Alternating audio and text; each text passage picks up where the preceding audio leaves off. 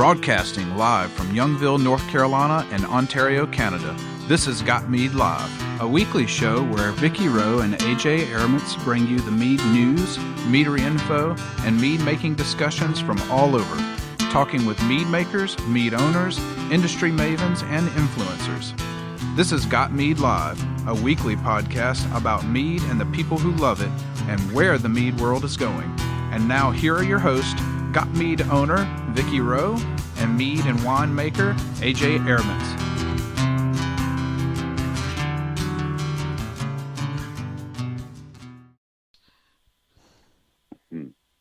And we were just talking about things that you guys don't care to know about. Live from the den of the puppies of the apocalypse, the puppies of the apocalypse, the Bunny Pen in Ottawa, Canada, Melbourne down under, Ryan's Pad in Denver, and for the first time in forever, the TARDIS in Miami. It's Got Mead Live. Welcome to the show.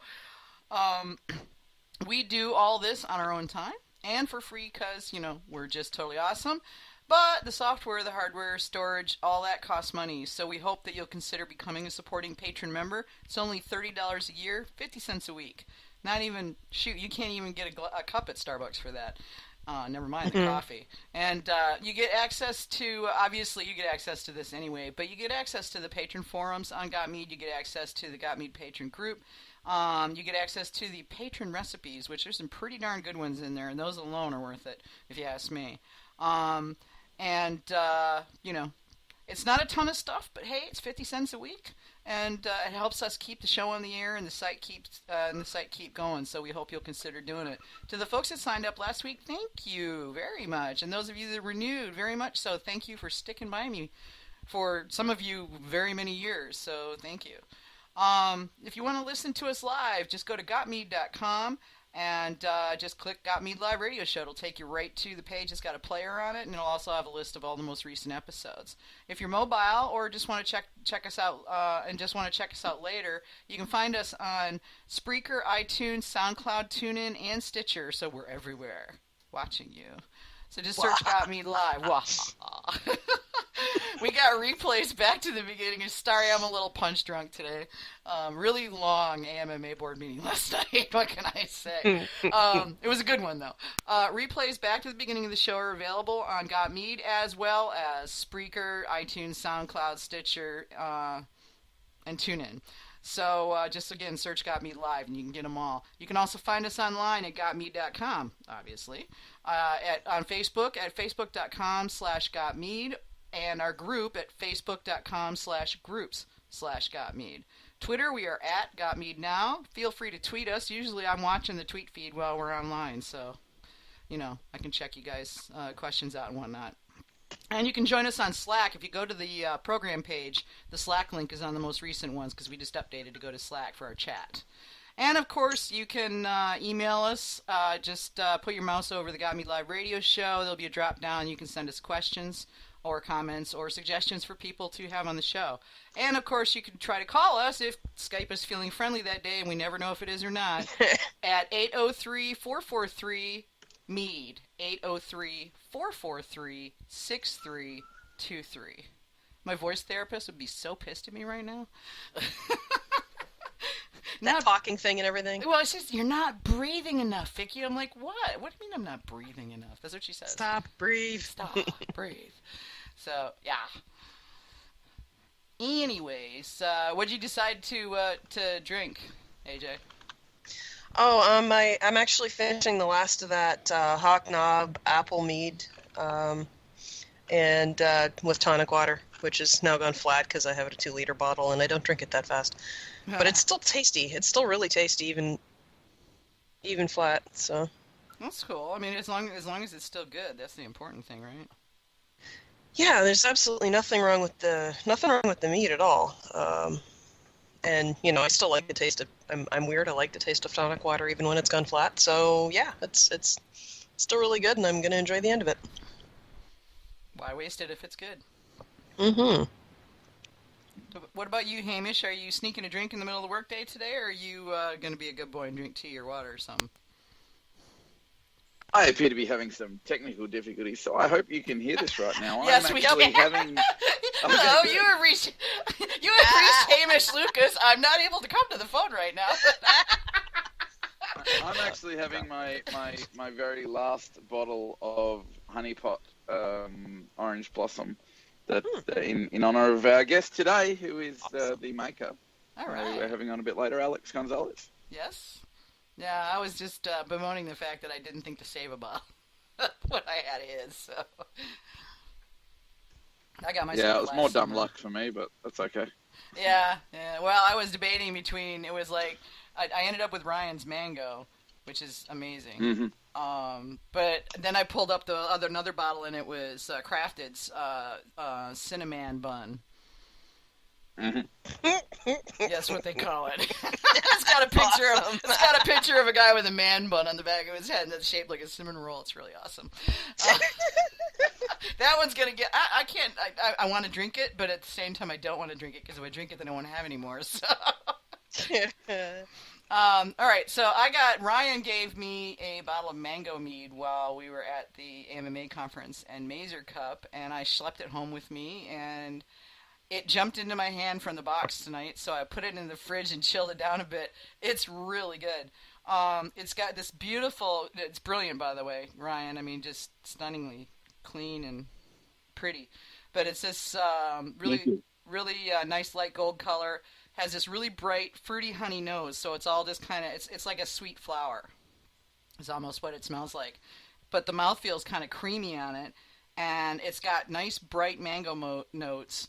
And the honey, it's got this long honey, sort of tart fruit honey finish. It's really nice. I can think of all sorts of uses for this. This is really good. Nice job, Ryan. Thank you so much.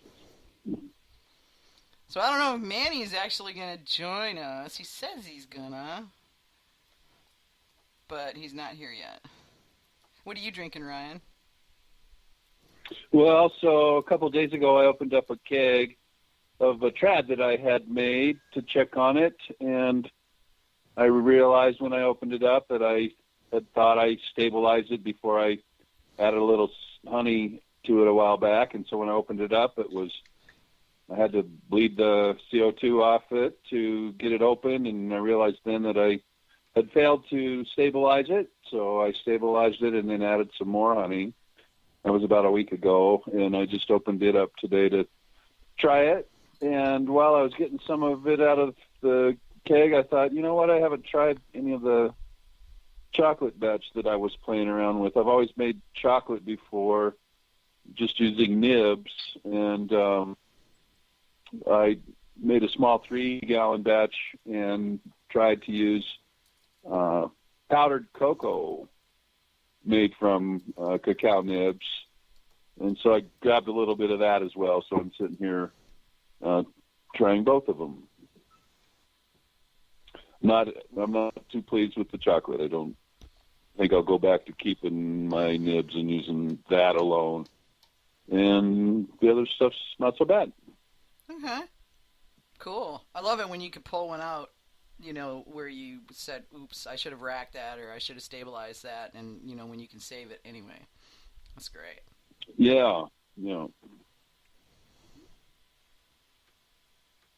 So that's good. Chocolate ones, I've had several chocolate meads, both home and professional, and there's only a couple of them that I liked.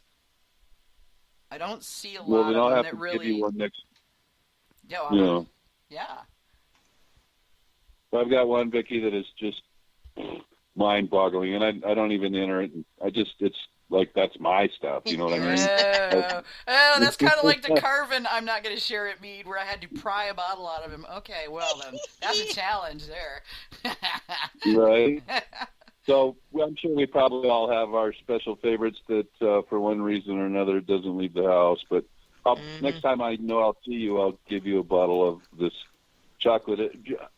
There was actually a guy, and he was gone from the forums when I joined. His name was Rafe Wild, I believe is how you would pronounce it. Yeah, I remember him. Do you remember him? Yeah. Yeah. I don't know what ever happened to him, but anyway, he had posted a recipe that he had made, and a bunch of people just raved over it. And so this was in my earlier mead making career when I did use other people's recipes, and so I went ahead and made that. And I was quite disappointed with it for quite a very long time. The chocolate nibs can be kind of bitter, and it almost always tastes like baking chocolate, which isn't really that appealing, at least not to me anyhow. But we always read never throw anything away, and I would say that that's for the most part true. There are probably some things that you're better off just tossing it down the drain. But anyway, besides that, I just tucked it away for a long time, and then the last time I opened it up, This Alex speaking. it was just like blow your mind away good. And so Cool. I'll let you try some of that.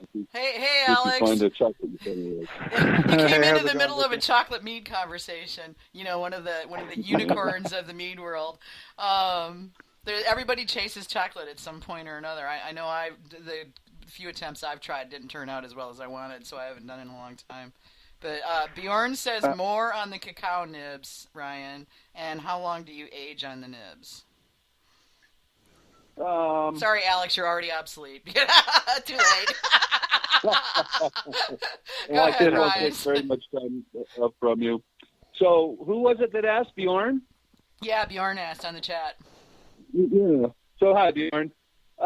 It's been quite a while since I've made it. I think one of the first things I learned is that I initially had just used the cacao nibs like I purchased them at the store and put them in. And it really didn't provide, in my opinion, anything that was very closely related to chocolate. It was very earthy and really didn't taste like chocolate to me. And so I then learned, or at least tried, and had great success then. I put the cacao nibs on a cookie sheet and put it in the oven at a low heat. I'm going to guess maybe 325 or something of that nature. And I toasted them just enough. You don't want to toast them too much or they're going to get even more bitter than they already are inherently. But I toasted them for maybe 2 shades of color change. So not very far as changing on the color spectrum. And I had actually thrown the non-toasted ones into primary, and it was after I'd stabilized and moved into secondary and was trying to, tweak it up into something presentable that I used the toasted ones. And if I remember right, I probably left it in there for 3 weeks, maybe 4 at the very most. And then, like I mentioned, it took a very long time for some reason for that particular batch to come together and really present itself super well. And it seemed like most of that was just the time it took to integrate the sharpness and the bitter piece from the cacao nibs. Now, and I'm actually going to try to make another batch here very soon. I think that I'll do the same thing, although I will use American oak to get some vanilla notes and to get some perceived sweetness that the light toasted American oaks will provide. And I think vanilla beans would also make the chocolate kick quite nicely. Now you've done it, because Bjorn is really Jaden, and you know Jaden and vanilla, right? Oh yeah. Hi, Jaden. You just said the word, man. That's like saying, do you want to go OUTSIDE to my dogs? You know? I know, right? I used to tease Jordan saying your answer for everything is just throw 2 or 4 vanilla beans in there. It's a good solution. I love vanilla, Yeah. so more or less, if nothing else works, I will often try vanilla because you never know. So anyway, we got off on a sidetrack. Let's bring Alex into the conversation since he's the reason why we're here tonight. Sorry, we're excessively welcome, goofy Alex. tonight, Alex. Welcome to Got Mead Live, dude. And just so you guys know, I completely agree with what Ryan was saying. The untoasted cocoa nibs are almost like a white chocolate, like chalky flavor. If you don't toast them, it's not the flavor you're looking for, and vanilla will then make it pop. So Ryan knows what he's talking about. Well, thank you for that. Hi. How you guys doing tonight? pretty good. Oops, I just muted myself by accident. Sorry about that. It's like click, all of a sudden. We're a little loopy tonight. Mm-hmm. I don't know why I'm silly. I think it has to do, I was telling AJ that I've spent close to 40 hours so far dinking around with the videos, trying to get them to look good, play right for everybody, and have a little intro thing. And there's like 300 gigabytes of this stuff. My little MacBook Pro is just chugging along like the little train that could, you know? It's just, it runs at like 98% capacity going, I'm working on it, dude.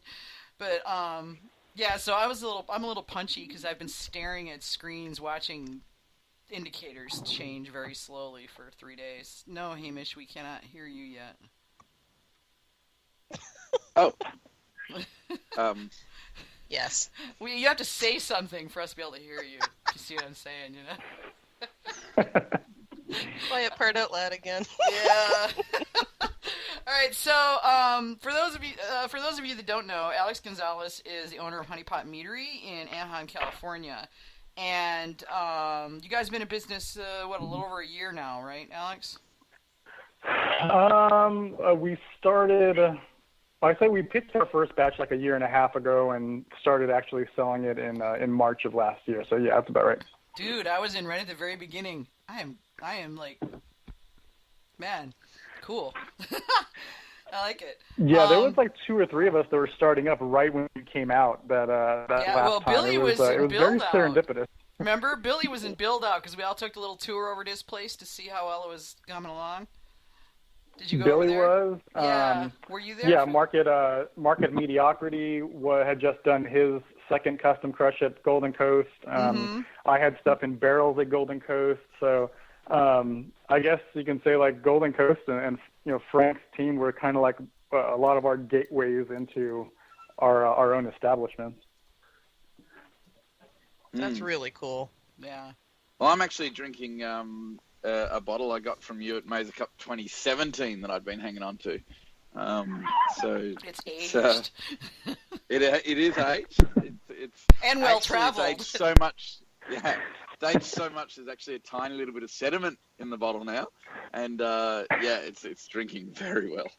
I appreciate that. Thank you. So, Alex, for the folks out there that might not already know you and all the cool stuff you've been doing, you want to just kind of give us the little short life of Alex routine? Yeah, we have a couple things going on out here right now. I think in your post you kind of mentioned that the mead scene in California, especially Southern California, has been growing at a pretty brisk pace. Between myself and Mark at Mediocrity getting started, early last year, to Billy opening up and doing a soft opening with Lost Cause in November.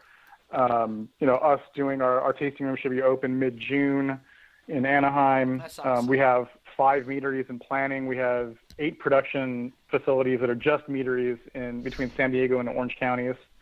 2 breweries that also have wine licenses that make mead also. It's been a lot to kind of keep track of.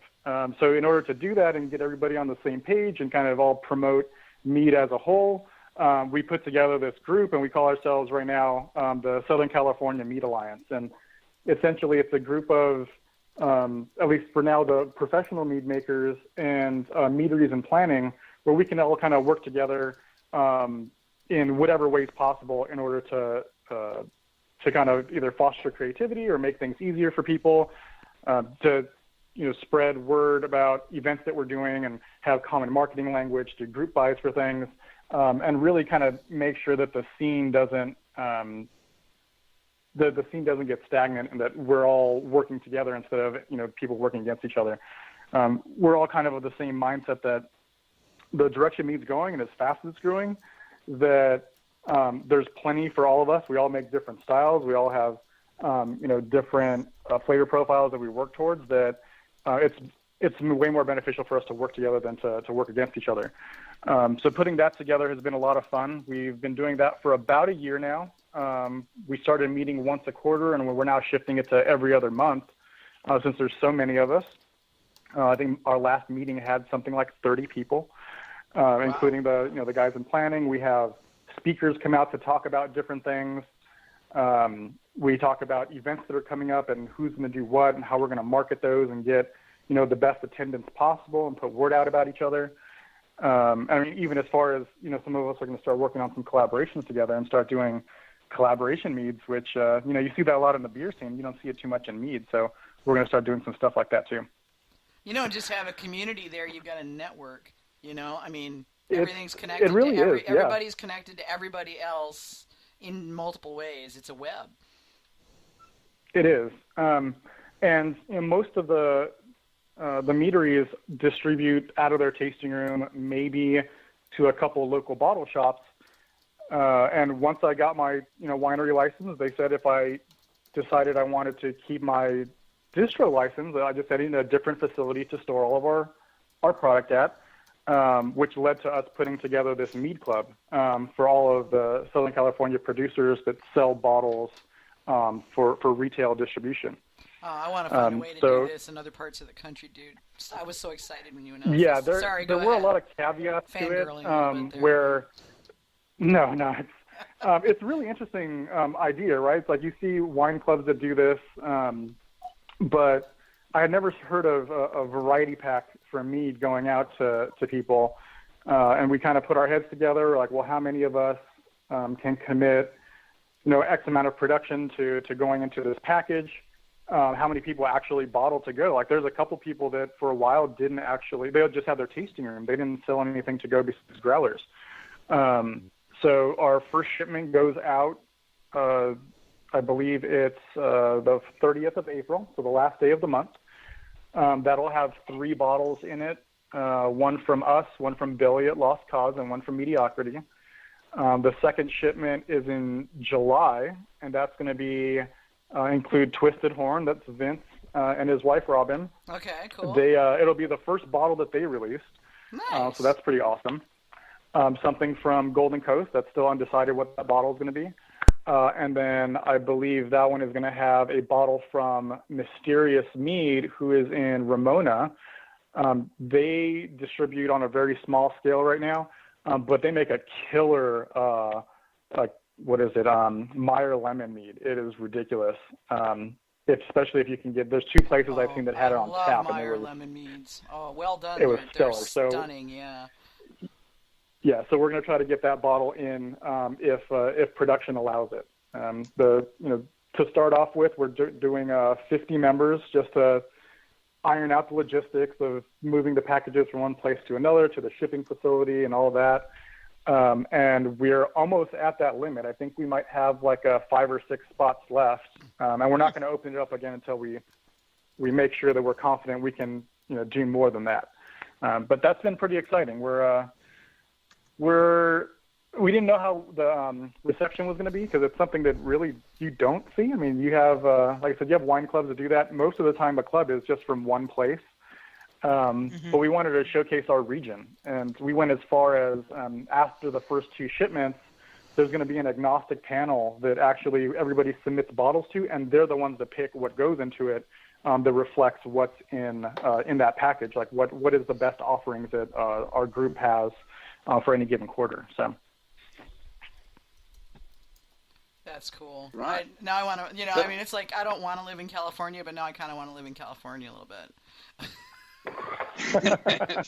Just a little bit. Just a little bit for that now you don't have to live in alone. California to try our mead. So well, no, this is very true. So you guys need to somehow figure out a way to make that. Well, you and I'll talk offline. We can go sideways with this a long time, but yeah, we'll talk anyway. Hamish, go ahead. Well, and with a lot of these things that we're doing, we're documenting it all too, right? So how we got the club started, where we had Teresa. I think Teresa's been on your show before, and Teresa talked at the AMMA. She worked with us to put this together. Nice. So we can ship in all the states that they normally ship to, which I believe is like 37. So it's a pretty decent sized group that we can ship to.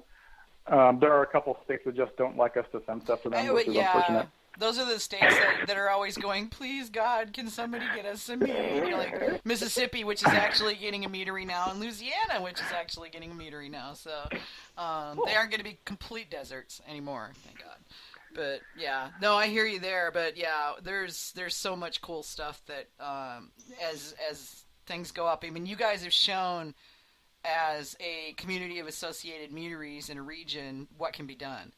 And I know it sounds like I'm kissing butt a little bit, but I'm so impressed with what you guys have done over there. I know how hard it is because I'm working on many of the same things for the AMMA, and I know how hard that is. So I'm very impressed.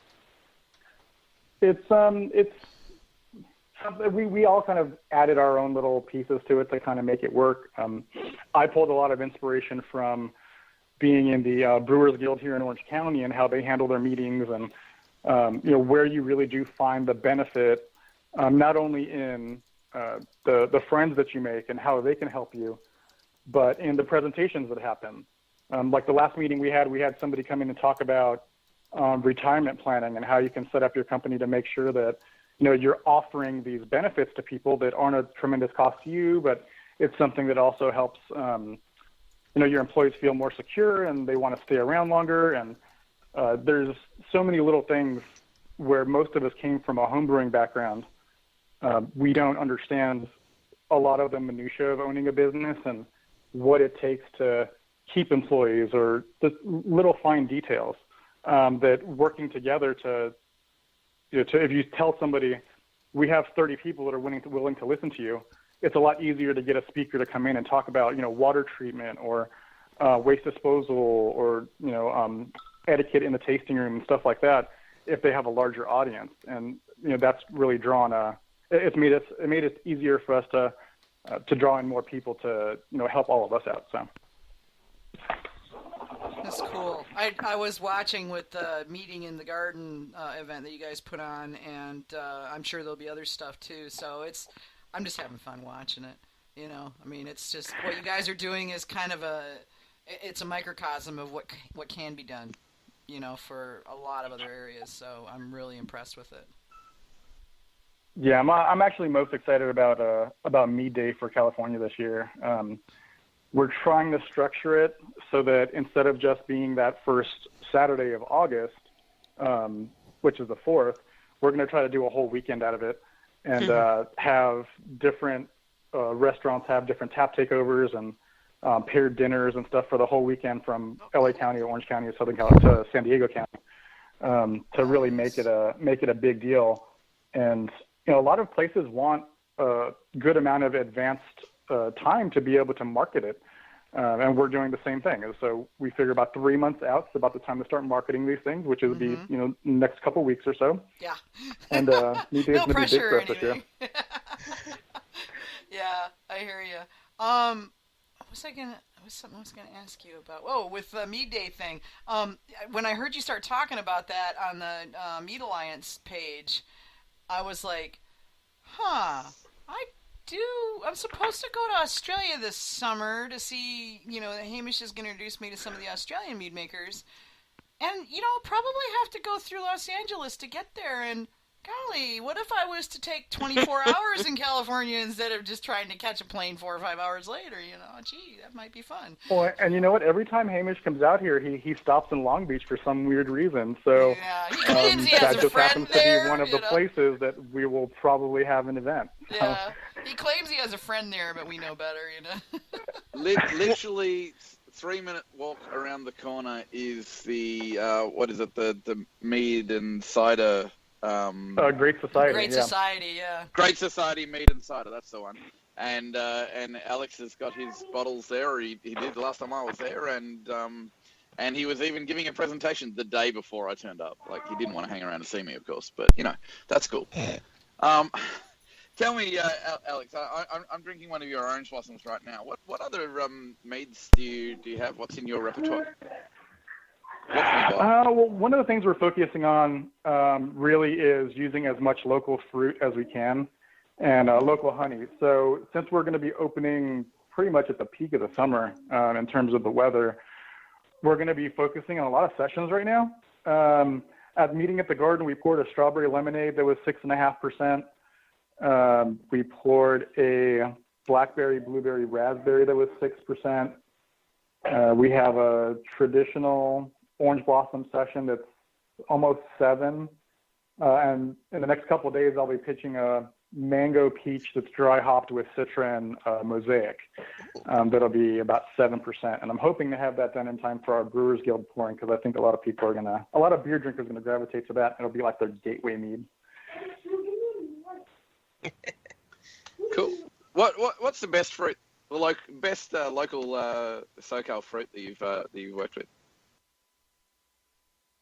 Oh man, see, that's really tough because we get so much fruit, and I mean, I'll admit, not all of it is Southern California. There's a lot that comes from the Central Valley, but next month we get all of our stone fruits. We get nectarines, peaches, apricots, plums. Right now, all the strawberries are in season. So that's why I did the strawberry lemonade. What's your personal favorite? Growing as a kid, I loved strawberries. And you can usually find somebody with a guava tree in their backyard, and fresh guava is always amazing. Oh, yeah. And guava strawberry is really awesome. Oh. I could see that working out really well out here. Yeah, well, I mean, if you think about it, I've seen several, like power drinks and the fancy drinks that they put next to the stuff you find at Whole Foods. Guava and strawberry ends up being together often, and I don't know why, but it does, and I think it works. There's a lot of room for us to play with tropical flavors out here. Yeah. I envy we get a lot of mango. You keep the earthquakes, but I envy you the fruit. Well, and this is one place where we're lucky, like Florida, where we have orange blossom honey, we have fresh oranges, and we have passion fruit, and we have guava. So we have all those awesome tropical fruits. And I think it's going to work out really well the way we have our production set up. We have 4 pilot tanks that are 1 barrel each. And the plan is either every week or every other week, depending on our tank availability, we'll have whatever's fresh come in, all organic fruit, second pick, and we'll just have them deliver whatever's available, and we'll throw it in the tank. And we're basically going tree to keg in about 3 weeks with whatever's in season. And hopefully, our customers really appreciate that we're trying to use as much as we can, supporting both local beekeepers and local growers, and giving them the freshest product that we can possibly make. Yeah, I really like that, and it really fits in. It really fits in with the whole Long Beach, Anaheim, that whole area. There's a lot of emphasis on that, so I think that fits really good with the culture too. It absolutely does, and talking to one of my good buddies at the mead maker, I won't drop his name, but he's always preached that it's a good idea to work with also other local businesses and go and find out what the flavor profiles are of their customers, right? So working more with I'm half I'm a quarter Mexican, so I grew up with a lot of Spanish flavors.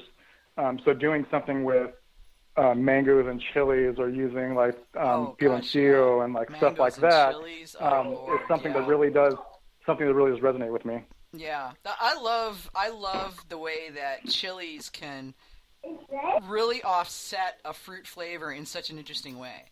It's always fascinated me because I'm not a big hot. I mean, I like, probably by any Californians or most Californians' taste buds, I can't handle hot food. But I love curried things, and I'm just not really good with super hot chilies. But I love the way a mild-ish chili with like a jalapeno or maybe a poblano or something like that with a fruit, especially a tropical fruit, is so amazing. There's so many interesting things that happen there. And see, I grew up with you getting a mango on a stick and dumping chili powder all over it. So I never would have thought of that, but okay. I want to try to make something that tastes like that, right? So. Chili mango.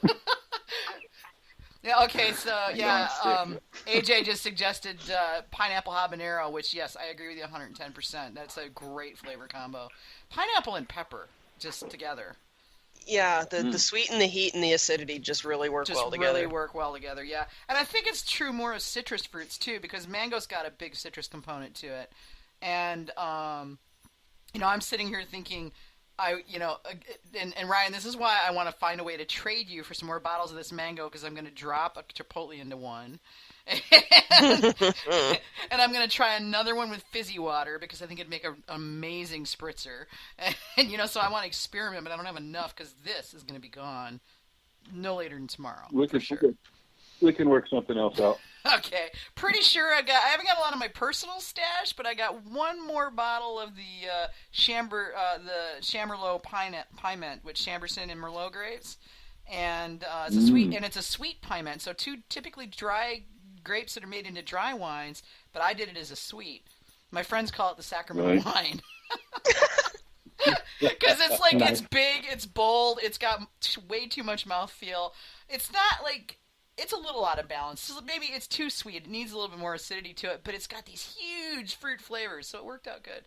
But yeah, I've got a bottle of that left. Yeah, that's kind of funny that you mentioned the specific grape varietals that went into those Piments. Oh, yeah. When right now we have such an issue being able to put varietals on labels. Oh, well, yeah, you live in wine country. They care there. See, I live in the middle of well, I'm in North Carolina. It's a different kind of grape here, so they're not quite as possessive about all the other ones.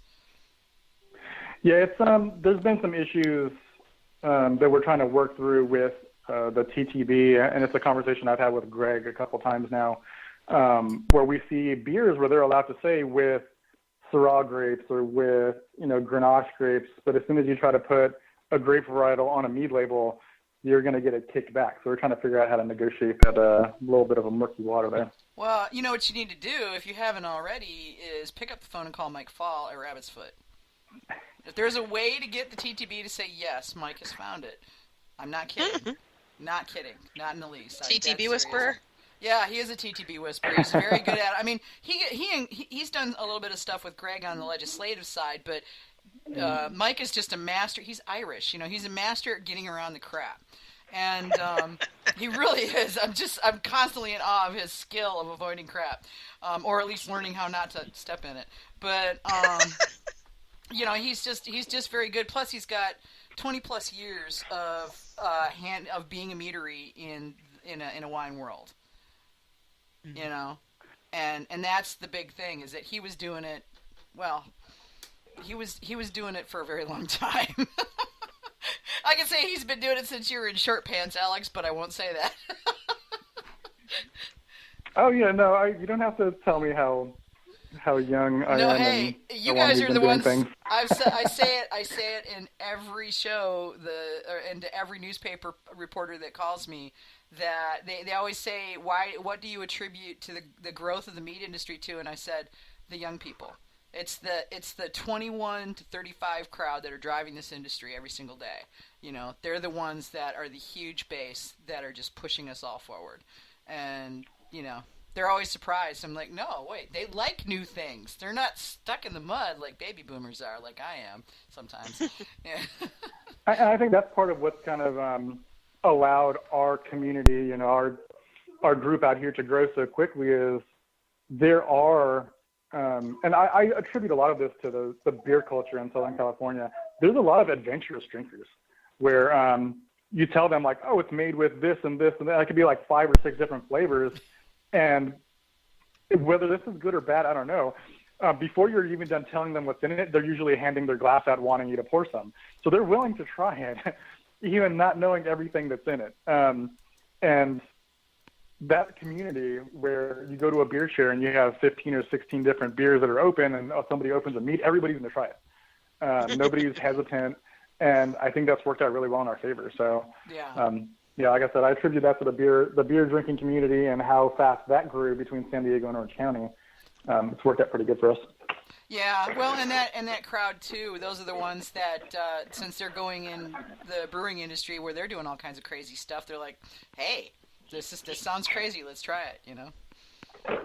They're not afraid. Yeah, I mean, you have some really interesting combinations that are coming out of places now. But then you have people trying. There's all these new styles that are coming out, and BJCP is having to update judging guidelines and stuff like that, which, that's a sign of growth. Whether it's good or bad, I don't know, but it's showing that everybody's willing to adapt, which is always a good thing. It is, yeah. Were you entering your stuff when BJCP still was forcing people that oak their traditionals to put them in weird mills? Well, experimentals? No. Yeah, this was not that long ago. Well, This was like 3, maybe 4 years ago, and it was like, and we're all like, wait, what?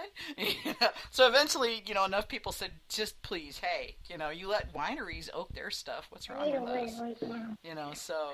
Yeah, I don't think I was confident enough at that point to to go ahead and release anything for judging yet. Yeah. Yeah, it was weird. I mean, it took me, I literally did not realize it until we started judging the next year at the Mazer that it had changed. I didn't judge any during the rest of that year. I had other things going on. And, and so I got there and they're like, so just so you know, and they told us, and I was like, oh, well, about time. Great then. Because, judging. So that happened in 2015, by the way. Yeah, so I say it was just a couple years ago. So, yeah, 2015. And it was weird because, you'd be judging a semi-sweet traditional that had been oaked against a smoked or a chipotle raspberry Pizer mill with, typical Weirder Mill ingredients in it that just was like, okay, right, how am I even supposed to compare these? I mean, it's like comparing apples and elephants, it's just it's really strange. Yeah, I think in those instances, I always just put it in experimental, just because I was, I was ashamed to be like, oh, this isn't in the right class, because I wasn't sure how strict some people would be. And I mean, 3 years ago, 4 years ago, there weren't as many mead judges, right? There's a lot more now, which is also a good thing. So. It is a good thing, yeah. That's picking up speed as well. So, and the AMMA is keen on working with the BJCP to make more of that happen. So that I'm hoping we'll see a lot more of that going forward. Just on that, if I may, Vicky, there was a lot of discussion at the Mazer Cup this year about oaking being okay, but using secondhand spirit barrels to oak, meaning that you got to put it in the Weird Mill category. Is that correct? I'd have to check, to be perfectly honest with you. I know oaking is okay for, to keep it in traditional. Yeah, spirit barrels. But spirit barrels, I'm not 100%. Yeah. I didn't get any that had been oaked in spirit, but did I even judge? I don't think I judged traditionals this year. No, I didn't. I judged traditionals last year. Yeah, but yeah, I did not get any that, crossed the line. Yeah, so we got a few, and they were pretty damn good. But I don't think they were traditionals, but... I can answer that question for you. Yep. Great. Ryan knows. So, yes, typically when you list something as oaked in a, quote, spirit barrel, then that's giving credence to the fact that you should taste a fairly strong barrel component in the finished profile. So it's not mandatory that just because it has been oaked in a spirit barrel that it has to go into open. Right.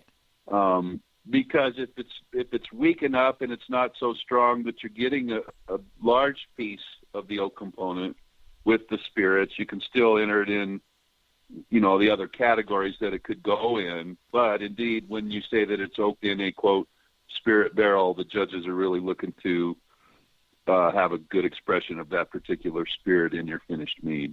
Well, yeah, but from a strictly, aside from what do you or don't you taste thing, I mean, if somebody is tasting and I think this is what Alex was talking about and what Hamish asked is, if they, regardless of whether they declare it, they can just say, and it was oaked.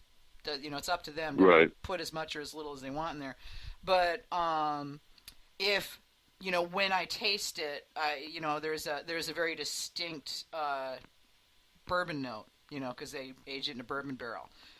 Then I'm going to wonder why it's got a bourbon note at that point, And right, if they put that one in a traditional category, and you're getting that strong piece from it should be then declared over in the open category.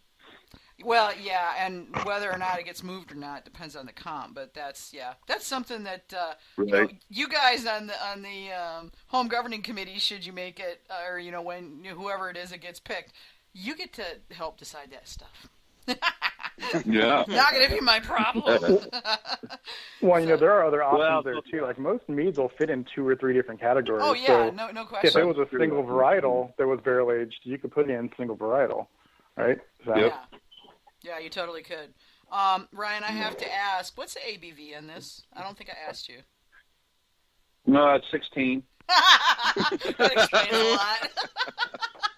There's only one reason lot. she's asking. It's because she As can't I'm see the sitting here screen. looking at, like, there's an 1.5 inches left in the bottle that I just opened before the show. No wonder I feel so good. You guys Yeah, can't my- see the my- incomprehensible stream in the back channel here coming from Vicky. So It's not she's holding together incomprehensible. verbally quite well. It is not My either. session mead started 14, Vicky. Your session started 14? Ryan, we need to have a talk about what constitutes a session. You're misunderstanding in there somewhere. No, that's an Aussie session. Nice. That's a Colorado Yeah, that's- session. That's Some just set a of joke. sessions. I've actually been complimented several times that I'm able to make high ABVs. Dude, yeah, it That's, totally escaped me. I mean, I was just suddenly realized that I felt really good, and Right. and yeah, and suddenly thought, what is the ABV on this? I have no idea, because it does. There is it's in balance. There's not any kind of alcoholic Right. note to it. It's like, I could drink this all day. I'd be flat on my back halfway through the day, but I could drink it all day. I think Yeah. that was one of the questions we asked Ryan over and over again at last year's Mazer when he took like 2 cases with him, and we're sitting there drinking one after another. We're like, how much alcohol's in there? Yeah, you stop and ask, and you're like, oh, wait, it's too late to ask. I might as well just keep drinking it. Yeah. It's too late now. I'm past the point of no return. Yeah, no, this is, it's extremely smooth, Ryan. I had no idea. Honestly, I was thinking this, until I stopped to think about it, was probably 11 or 12. But it gives Right. no hint whatsoever that it's a scary 16.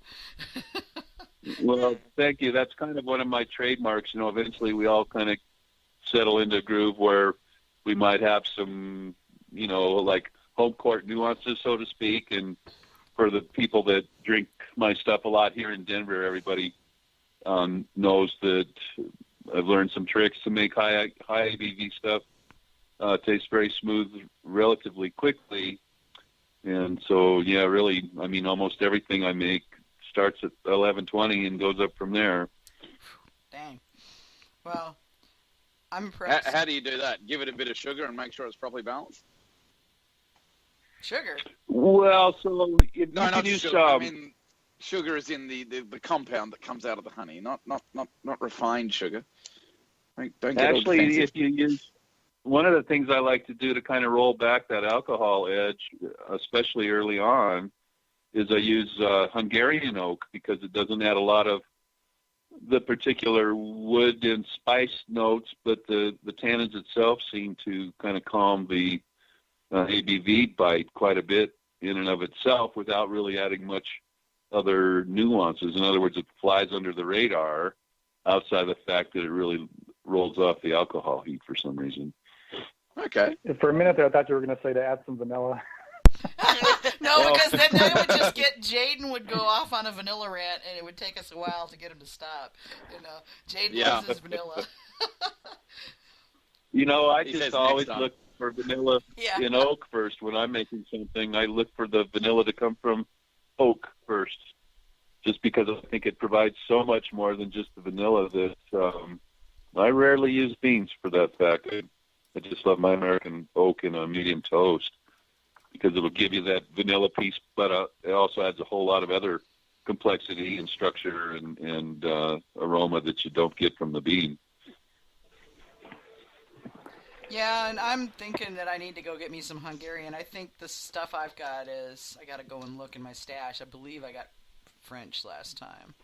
So I'm going to... Well, you know what I wanted to do at the conference, and I didn't get my paperwork turned in time, but I hope to next year, is one of the ways that I like to help people really distinguish in a way that they can bring home the old oak experiences to make teas with all the different species and all the different toast levels, and then pass those around so people can sit there and actually have 9 different little glasses of oak tea, so to speak, Oak. in their Well, taste. aren't you okay? You're going to do that at the conference next year, right? That's what I'm saying. That's what I had planned on doing this year. You better, and yeah. but you got ill, and you had other, more important things to deal with. So yeah. Oh, Right, Jaden right. asks how long on the oak, Ryan, and Alex, feel free to chip in on oak from the West Coast thing. You know how we get, Alex. Come on, you've been to the parties. I'll let Ryan go ahead and go first on that All right, one. okay. All right, Ryan. So, Yeah. Jaden, oftentimes when we're adding any type of an adjunct, right, we can add a boatload, and then the extraction rate isn't very long before it's kind of reached its maximum potential when you need to pull it out.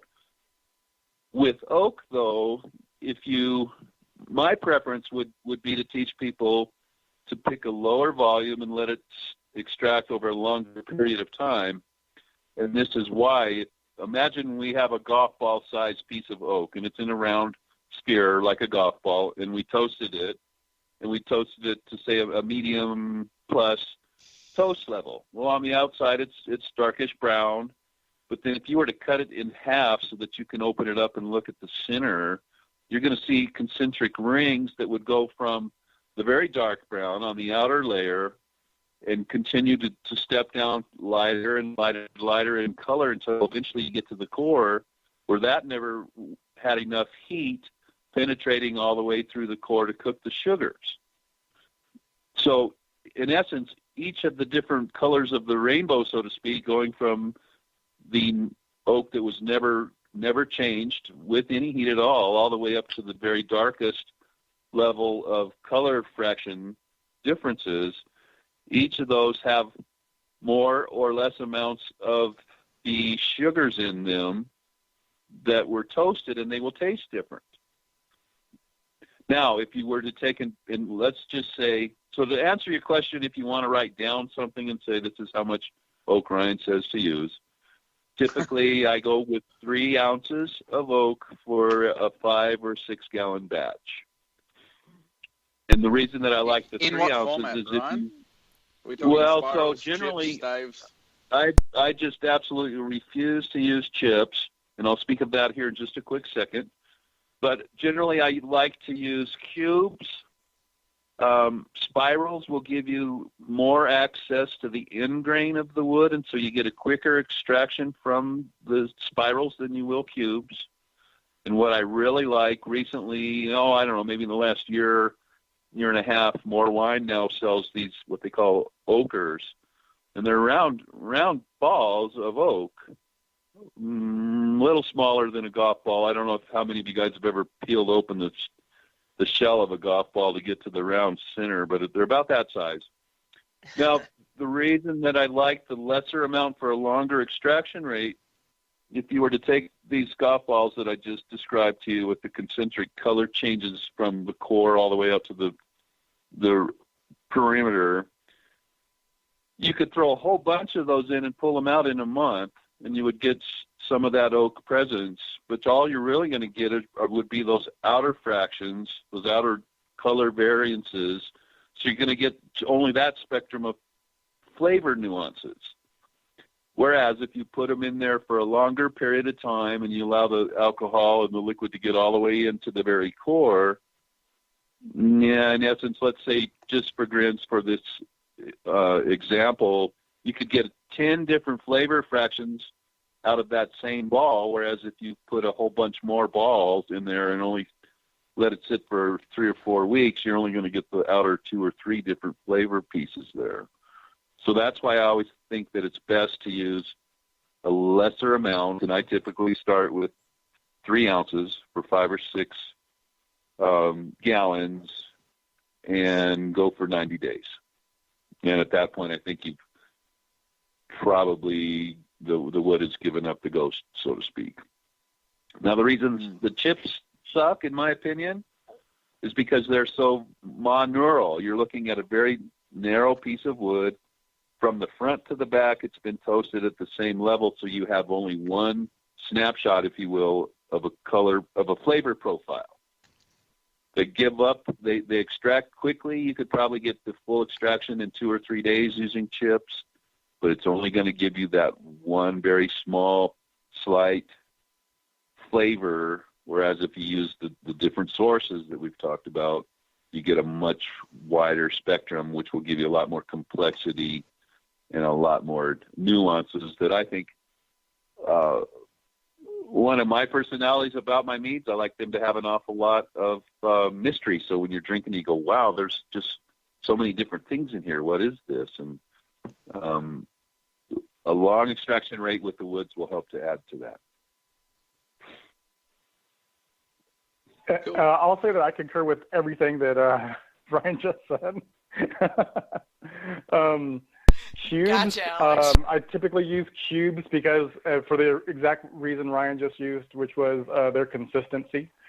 I usually use Hungarian if I'm looking for oak and tannin, and American if I'm looking for vanilla, usually in a lighter toast. I've never heard of those balls that Ryan's talking about. They sound really interesting. The only problem I have is I think it would take me a while to dial that in, just because if I'm going to use that as part of a recipe, I'd need that consistency to be there batch over batch. And I get the feeling that based off of the structure you're talking about, which you could absolutely add a bunch of different depths, I think the viscosity and the alcohol content of what you're putting that into is going to take a while to make sure you get what you want each time. So it'd be a little harder for me to use, but I definitely like to do a couple pilot batches of that and see how it comes out. Well, so you can buy those balls at morewine.com. Really? And how big are they? Well, they're smaller than a golf ball, but bigger than maybe the kind of rubber ball that maybe you gals played jacks with super when you were a little balls? kid. Like super balls that we had when we were kids? Yeah. Okay. Right. So, all right. Yeah. So, like about an inch and a half through the middle? That big? Sure. Yeah. Okay. Okay. Yeah. All right. Wow, that's bigger than I thought. In my head, I was thinking like more pellet size, like bitty little things. No. These are actually, like the large marbles, or even bigger than large marbles. Okay. Alex, another thing you might consider I saw a picture just today, kind of for the introduction for this evening. You were standing in front of some large tanks. You might want to consider looking into actual staves that might be, 2 or 3 or 4 inches wide and maybe half inch thick, and 2.5 or 3 feet long, and you can connect those one to another, and you might consider trying to oak that way in those large vessels that you have. With the conicals, what I'll usually do is I'll put the oaks in a bag, and then I'll drop them in through the dry hopping port, and I'll actually tie the bag to the CIP ball. So when I drain it, they just hang, and then I can clean them out the manhole. Yeah. Nice. Yeah. Yeah. Do you have a anticipation, or have you done it long enough now in your facility that you kind of have a feel for how long a batch will sit in your tanks before you move them forward? No, not yet. Right now, to make sure that we have enough of a catalog when we do our tasting room opening in June, I'm doing all sessions, which you're talking about pitch to keg is about 2 weeks. They're burning in about 4 or 5 days from 14 to 15 bricks down to 0. Crash them, switch them to the bright, back sweeten them as needed, and then carb, and they're going into a keg. The stuff that I would like to have more time to do, we have one batch that's not a session going right now, which is a boysenberry with orange blossom honey. That started at almost 33 bricks, and I used what was it? It was 126 pounds of boysenberry puree, 70 pounds of orange blossom, and maybe like 10 gallons of water for a 1-barrel batch. So I'm hoping I have some residual sugar left if it burns all the way to 16%, which is the cap for QA23. I should have a decent amount, maybe like 6 or 7 bricks, enough to not be dry, but balance a little bit of alcohol. But that batch is actually going into a collaboration we're doing with the brewery that is directly next door to us, that we're doing for Beer Week. We did a barley wine base, and we're going to blend in a boysenberry melomel. So right now it looks like the learning curve for this equipment is a lot less than I experienced when I was using the equipment at Golden Coast, which is a good thing. Usually it takes 3 or 4 batches to really dial in what their ratios are going to be. But I have a fairly consistent regimen where every day, we're checking pH, we're checking where the gravity is, we're checking the SO2, we're making sure that it's bubbling properly, there isn't any spikes in temperature because everything's temp controlled. All those steps and doing it every day, if we start to see any variation, it's pretty quick to make those adjustments and not have to go too crazy. Right. Awesome.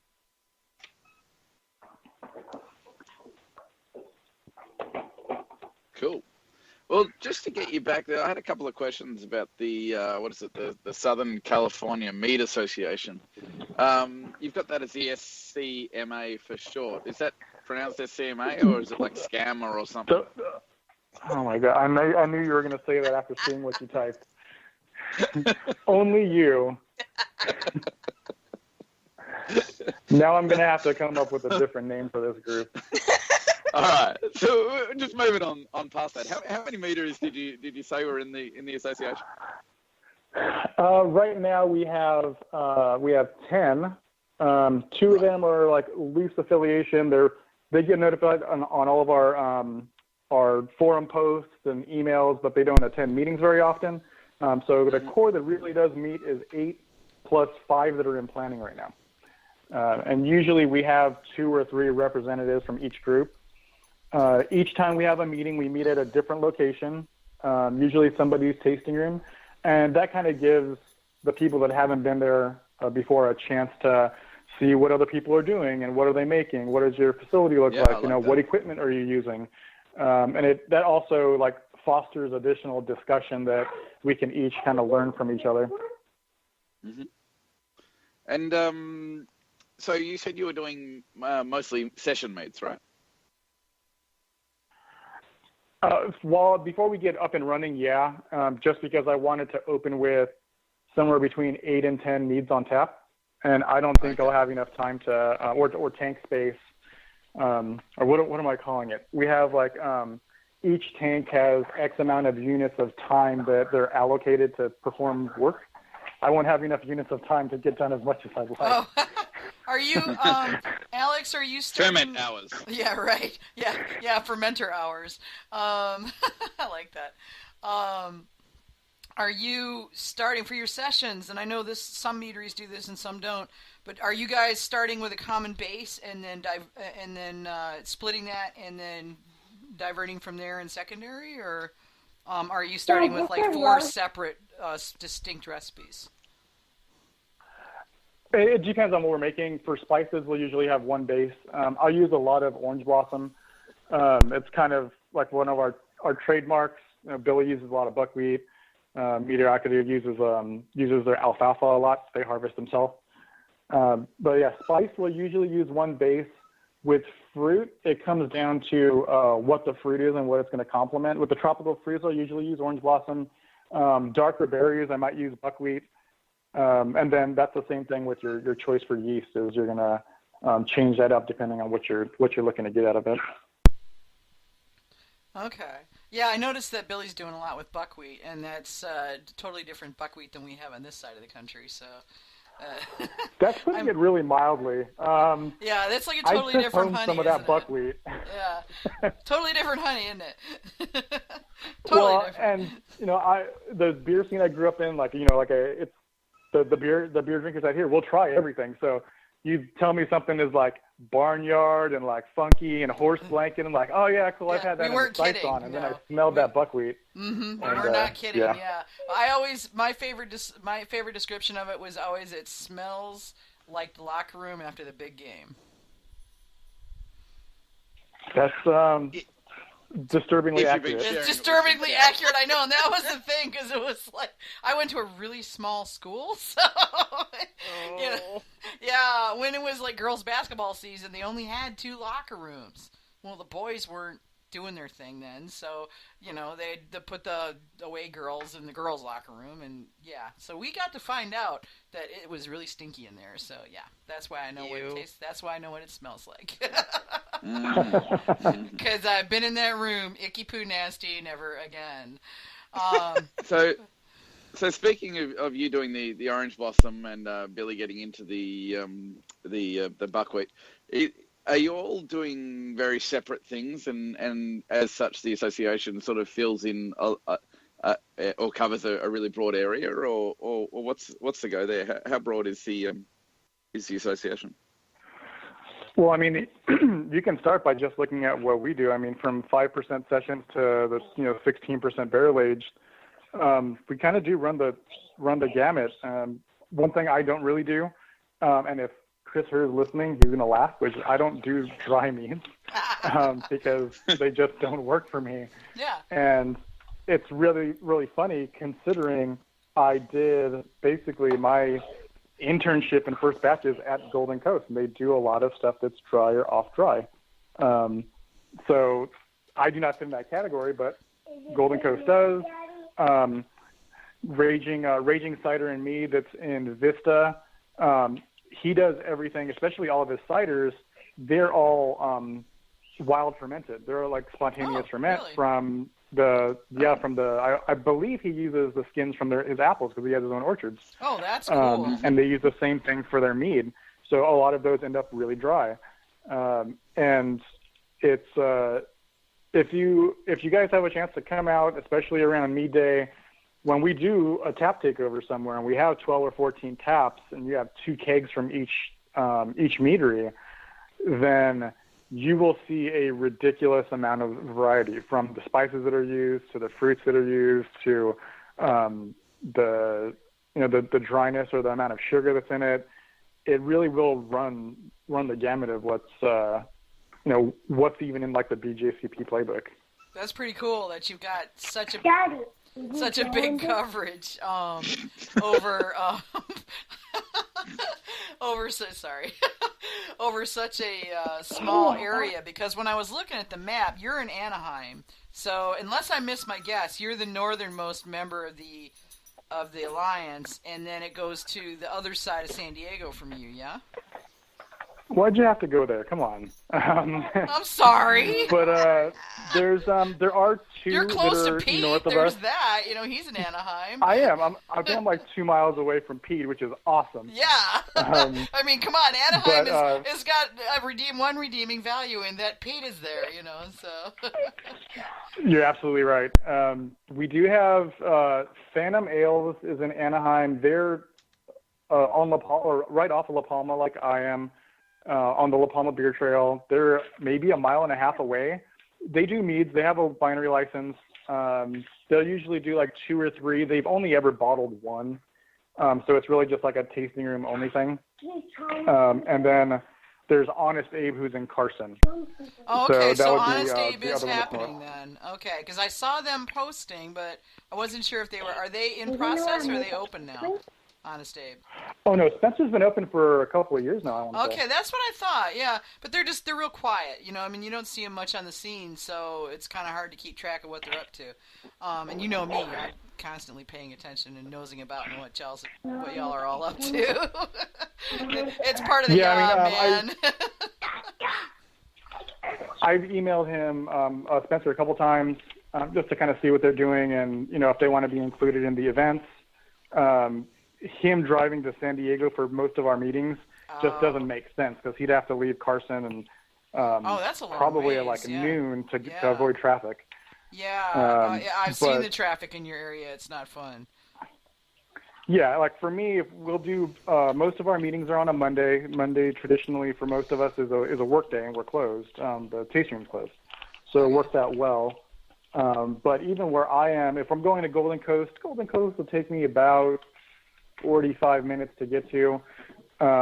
Billy takes me a little over an hour, assuming there's no traffic. So Yeah. if we do a 6 o'clock meeting or a 7 o'clock meeting, I'm probably going to go out at like 2 or 3, and then go, see how people are doing, visit with a couple of the brewers at different breweries down there.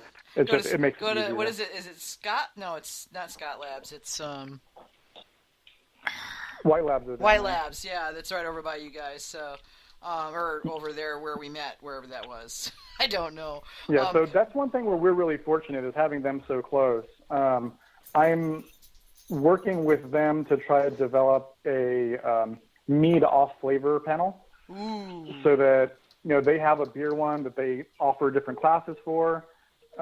They have, I believe they have a wine one, or maybe I know Lallemand has a wine one, but I haven't seen one for mead. And with us trying to get more people to be CP judges, and one of my goals is to get as many judges as we can. That way, we can start to have more events with really good feedback, I'll say.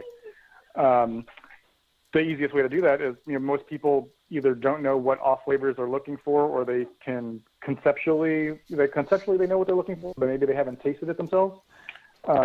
If you had a $25 course that somebody could take, or host at somebody's tasting room for a weekend or something like that, it would help a lot of people developing their palates. When people have developed palates, they give us better feedback. And if you can, I saw you posting something about, once that gets all pulled together, if they can figure out a way to package that, I would totally buy that and take that down to, my brew club and, exactly. run that. I mean, that would be so valuable to so many people. It really would. Yeah, and that's one thing that he kind of, the guy I'm working with told me was right now most of the testing and the panels they do there on site. But I specifically told them, I want this to be something that they could either retail or maybe not sell to the general public, so to speak, like on their website. But if we had, a specific SKU number, you could call them and order it, and they'd send you the tasting kit. And that way, homebrew clubs or the way I see it is one of our tenets as a meadery for Honeypot is to give back to the community as much as we can. That includes supporting the homebrew community. So once a quarter, we will make one of our pilot tanks available for the homebrew club or one of the homebrew clubs in either Orange or LA County. Come down, spend the day, put a batch together, talk about mead, taste mead. And when the batch is done, everybody comes back. You have a little release party. You put their club name on the, on the board, and everybody gets to try it. You put it on tap. They take bottles home. Oh my God, that's great. Yeah, and part of that is you do the off-flavor panel, right? So get people more excited about what mead can be, get them exposure that they might not usually get. Uh-huh. And it's no real cost to me. I mean, I'm expanding the community. I'm making something that I'd serve in my tasting room. Get them some recognition for coming in and helping. Get them to take home some bottles to their friends and family. They get to, share something that they made. It's little things like that, I think, help expand our community a lot faster than people think. Yeah, no, I would tend to agree with you, and you and I are going to have a conversation about that offline, because I saw your when you put in for volunteering. So, yeah, you've been assimilated, dude, and I'm going to work you like a dog. That's funny. I was talking to Greg earlier, to congratulate him. Congratulations, Greg. That's awesome. And who else? Chris Weber. Chris Weber is ex officio. That's right. Weber is ex officio. Yeah, so congratulations, guys. That's awesome. I'm really looking forward to seeing what you guys have planned for the board. But I was talking to Greg earlier, and just congratulating him and all the things that could be coming down the pipe, and all the ideas that we have, and so many of us are thinking about the same things and just different ways to execute it. Mm-hmm. So I think between now and the next AMMA meeting, the next conference, I think everybody that had questions before or doubts about, how much value the membership actually is, that's going to go away. That's going to be gone. Oh yeah. People won't even just anymore. talking about, even just looking at the Dutch Gold offer right now, right, for the Zambezi honey. Yeah, buy 1 bucket of honey and you got back half your membership. 2 buckets and you got it covered. Right, it's $15 off each bucket. Yeah, per bucket. It's a great blew deal. My mind. It's single varietal. It's something that we asked for in the discussion that they had in the seminar, and they're going to give us a shot and help us do it. So if that's not showing value, and that was a quick turnaround. That was a month and a half ago. We had our conference, right? And we're already seeing results. Like, I'm super excited to see what comes out of both the home and professional side for AMMA going forward. It's going to be a good year. I can say that much. It's going to be a good year. There are so many things. And you, dude, I'm going to work you as hard as you'll let me. So, you'll have to tell me when to stop, because I'm going to take advantage of your enthusiasm and your drive, and I'm going to work you as hard as you'll let me. So, yeah. Well, we have a couple things going on out here, but I'm sure I can find some spare time to work on. Well, yeah, to say you're running a business. You're one of the founders of the Alliance, and you're one of the people that's organizing and executing the Southern California Mead Club. So, yeah, no, I'm sure you don't have anything going on right now. Just a couple things. Yeah. We'll talk. We're gonna take a quick breakaway for, coincidentally enough, a commercial about Southern California. So, Hamish, if you would take it away, my friend. The Southern California Mead Club is the nation's first regional mead club. Every quarter, the SCMC club members receive shipments that contain an assortment of hand-picked meads that reflect the best our region has to offer. Along with 2 to 4 bottles allocated in each box, members also receive swag from each of the meaderies included in the shipment. Currently, there are 6 participating meaderies, with 1 more being added in April 2018. As more meaderies open in the region, their bottles or cans of mead will be added to future shipments that are sent out. More information about the club can be found at https honeypotmeadery.com/SoCal Mead Club details. That's a hyphen in between each one of them. SoCal Mead Club details. Great, thank you. So, see, Alex, we gave you a little bit of a plug there. That was pretty sweet. I love the fact that Hamish did that, because his accent just makes it sound that much better. Right? Yeah, I know, that's why we make him do the commercials, because it sounds so cool. Yeah. We've told him that. We make him do the intro sometimes too. So. But, I didn't even have my announcer voice on. No, you didn't. But no, when you put your announcer voice on, you let some of your Australian accent go, and that's not nearly as fun. So. But yeah, I mean, it sounds like you guys have got some really interesting stuff going on just at the meadery alone. When I was out there, you were primarily doing full strength stuff. Now you're doing sessions for the tasting room launch this summer, and you're doing all these fresh fruit flavors. So, can you tell us any of the really interesting stuff that you've got fixing to come out, or is it a state secret yet? I actually feel kind of bad about the boysenberry that we put together. We're doing the collaboration with our neighbors. It's going to be awesome. It's for the Brewers Guild, the beer week out here, where a lot of the breweries try to work together and do special stuff. And about a week into fermentation, I tasted it, and I didn't want to blend it anymore. I just wanted to keep it for myself. So I see in the future, at least later in the summer, doing a dessert boysenberry mead. But the one I'm most excited about getting more exposure, it really is a peach mango that's dry hopped with Citron Mosaic. Oh man, that'd be good. And I do it unfiltered, so it's dry. It has that hop character. It has all that stone fruit in it, and it really does drink like especially like 6.5–7%. It drinks like a hazy IPA does. Yeah, it sounds like a beach mead. I mean, it totally is, and that's one of the ones that we're going to work on canning. Yeah, I would agree. Anything we do less than 10% is going to go in cans. Why not? I mean, come on, you live in beach country. Are you guys going to get those? And I saw this on my Facebook feed the other day, so you'll excuse me for being topical. But are you guys going to use the toppers that are biodegradable since you're Oceanside and all? Well, ish. I'm still kind of on the fence about that. It kind of comes down to cost efficiency. Yeah, at this I point. kind of figured they were a little pricey, but that's why I was just going to ask and see, because I don't know. I didn't look, and I wouldn't have a reference point. Yeah, in it's like any case, it's an 'cause I don't buy economy the of things, scale so. thing at this point, unfortunately. Yeah. One of the things we were really conscious of when we were designing the production space was a lot of the mobile canning lines, because we have like 3 or 4 available to us out here. So really fortunate in that respect. We don't have to buy a canning line. We can have a truck come in. Was they need between like 18 and 22 feet of contiguous space to bring in the entire line.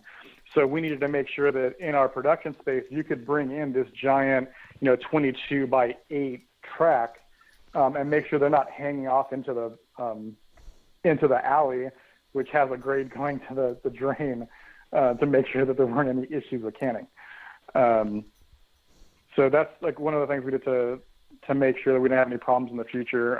Cans are, I think, going to go a long way. I mean, I first saw the cans a year ago, or something like that. I think Casey brought some when he came to visit Golden Coast.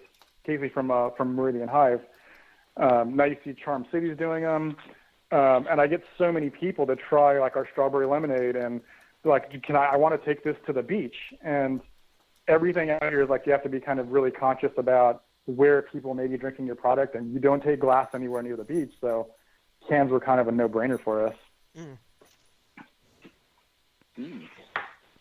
I like the trend to Also, cans myself. I mean, I've seen it. They're a lot easier to ship too. You don't have to worry about cans really exploding. Well, no, don't say that anywhere where. No, there's a couple of meaderies that have had problems with that happening, but it's.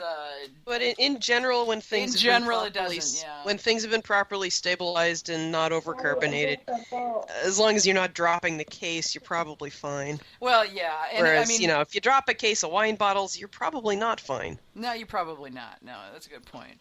But yeah, I mean, with cans, it's just the thing that I've seen that's happened at 1 or 2 other places when they've gone to cans was they went to cans with a recipe that they didn't realize was going to kick back off. It was a newish recipe, and so there was fine tuning left to be done, and they were cool on that and everything, and and took care of the issue. But it was just one of those crap happened kind of things,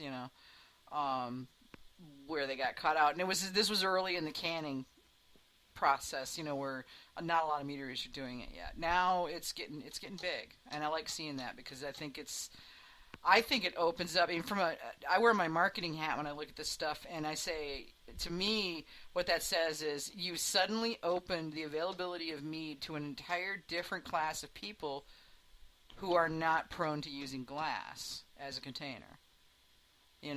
And that's people going to the beach, people going four-wheeling, people going down the river, so there's a whole bunch of people to where glass isn't the most convenient way to transport your alcohol. So this makes it convenient and accessible in a way that it wasn't before. Yeah, and that's really what it comes down to is, as a beer trader in a former life, it was always nice to get cans when I could because I didn't have to worry about them exploding, or somebody dropping the box and really having a really big nice problem. too. You can stack them better. Oh yeah, and higher. But that's one of the things we are going to do though with the Mead Club is anybody that is canning, if that's what gets elected to go into the package, we will have some packages that go out with cans in them. So it's kind of exciting. So you're looking at canning, did you say? What's that? Did you say you were looking at canning? Yeah, so when we set up the tasting room, we made sure we can do the mobile line so we don't have to buy our own line. It ends up being really cost effective to just have a company come in and do it. They do have minimum requirements usually.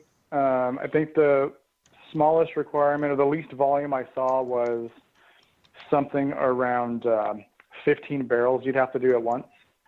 It doesn't have to be all one product. It could be, a mix of 2 things.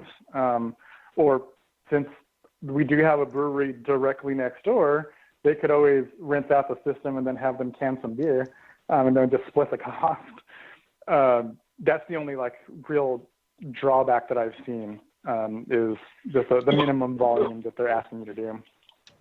One thing I really liked, I was in New York just recently and jumped over to Jersey to see Sergio, and they have this little canning machine, and he cans directly off the tap for people who are wanting to take one home. Crowler machines. You were Is that talking what about it what is? Yeah, Sergio has? Yeah, that's a crowler. Yeah, that one. Yeah, it's a crowler unit. It's still a can in my book. Well, no, it is a can, but Yeah, they call so- them crowlers because they're shaped Yeah. like cans, but they're Sergio big has, like crowlers. You guys are both right. Sergio has the 16-ounce canner. Yeah. Crowlers are usually 32 ounces, but the machines look almost identical. So I'll give you guys both that one. Yeah, I didn't realize that they didn't. I just assumed they made it into 16 and 32. I didn't know there was only one size. My Yeah, question, the most of the machines are 12 and 16 ounce, and then 32 and 64 ounce. my question for you is, if you were looking at having, what was it, 8 or 10 on tap, you said, would you be looking at doing a take-home version, same sort of thing as well? Yep, we actually we're going to be ordering one next month. Those are fairly reasonable in price. The They're machines so simple. that I love do, them. It's a yeah, simple they double-stage do. manual machine. The one that's 12 and 16 ounces, I want to say runs something like $1,700. Good Lord. But I mean, you figure after that, really, then you're just buying cans. That's cans true, and labels. yeah. Well, and for that size, I mean, I brought home 3 or 4 because I had to have all the golfer ones, the Palmers, because they were all good. There was there's the half Palmer and the 3/4 Palmer and there's just too The many peachy Palmer, And yeah. the peachy's my favorite. I love peachy Palmer. Yeah, and but so I brought home cans of all the Palmers, and and I thought, well, that's just exactly the right size, because any bigger than that, and I'd feel like I needed to decant it into a flip top, because otherwise, I wouldn't keep in the can, and I've got crowlers that I bought from Mike Fall of his Braggots, because those are all on tap up there. And, that's a lot. 32 ounces is a lot. That's like a bottle and a half or a bottle and a quarter of wine, I mean, that's like, dang, Yeah. 16's about right. I can do 16, but 32 is a bit, I need help. Usually it's me and my girlfriend. Those 16s will sneak up on you really fast. Yes, they will, especially if they're Ryan's mead at 16%. Crap. Ryan has created I don't know, Alex, were you on when I was talking about Ryan's mead? Yes. Okay. Yeah, so But this is So are you going from session strength, how far up are you going? The bourbon barrel age we did was 15%, maybe a little higher than 15. That's pretty hefty for commercial. Nice. Yeah. The barley wine that we're blending into for our collaboration, that's 10, but the boysenberry I'm making is 16 to raise that alcohol a little bit. So I'll do stuff as high as 16. I'm really interested in doing some freeze distillation. I think there's a lot of opportunity to play with flavors and play with heat there. Yeah. Is that allowed but it's where not you're something at? I think. Yeah, we can do up to 24%. Nice. But how are you gonna? once you get Freezing it 24, could that's be it. fun. You're gonna have to put a freezer in because there ain't no hard freezes in Southern California, my friend. At least not in my memory. Yeah, there's a large call for things that are drank cold and easy to drink, so that's why we're kind of focusing on the cans right now. Okay. I've learned not to rub in our weather, so I'm not going to talk about how when I picked up my son today, the ice cream truck was going by and he got ice cream. Yeah, it said Southern California. Today's weather, hot and sunny. Tomorrow, more continued hot and sunny. Day after that, extended hot and sunny. Pretty much. I mean, when I made that bourbon barrel orange blossom, my first thought was, we usually go camping every Thanksgiving. We go to Yosemite and we camp there for the week. This past year, it was in the low 20s. So I wanted something I could drink out by the campfire that, made sense, that worked. That's not something you can drink on a summer day out here, though. No, I don't imagine so. I mean, when I was in Pomona at the end of July, that was pretty hot. And it's hot enough here. Actually, your hot is better than the hot we have here. At least yours isn't full of water. I say you get sticky hot out there. Oh my God, yeah, sticky is the good kind. It goes way beyond sticky into just shoot me now. Yeah, I mean it's just shoot me now hot. It's just ridiculous. And I love this. I got asked to go to New Orleans in July. Before I go to Australia, so I'm going to go from one hot place to another hot place. But, actually from one hot place to another hot place to another hot place, because it's hot here. I'm going to New Orleans in July to talk on a panel, and then shortly thereafter, a couple weeks later, if all goes well, I'll be flying to Australia, which actually would be fall in Australia, Hamish? Is that right? I think so. In August? No, it's spring in Australia, because they're opposite us. So, yeah. Hamish, is that right? We lost Hamish. Oh. We lost Hamish. Oh. Okay. He'll be back. But, yeah, so it's just weird because when I was in... Oh, gosh. Where was the hottest place we were this summer was Arizona. So when I was in Phoenix, it was like 95. Here, that would be like, just shoot me now. I'm laying on the grass, gasping out my last breath, and there's a cottonmouth looming over me, waiting to bite. And or in my case, since we don't have any nearby creeks, it's a copperhead. But out there, 95 felt hot, but not like kill me hot. It was just hot. Oh yeah, Arizona heat is dry. Very, very dry. Heat. Yes. Yeah. Yeah. Well, no, but the southern Arizona heat, northern Arizona heat was totally different. Yeah, when you get closer to Nevada and like Colorado, it's a little bit different. Mm-hmm. Yeah, it was. So I enjoyed being out there. I wish I got to spend more time down with you guys when I was down there, because I haven't been to San Diego for any extended period since my daughter was a baby. So. Yeah, there's going to be some good things happening in the near future. I mean, I think our next big thing as a group really is Mead Day this year. So it'll be August 3rd, 4th, and 5th is that weekend. Over the next month, we'll start putting together the marketing material for everywhere we'll be. And one thing I am going to try to have, each meadery responsible for is doing paired dinners at different places, because I think that's a big opportunity. To get more.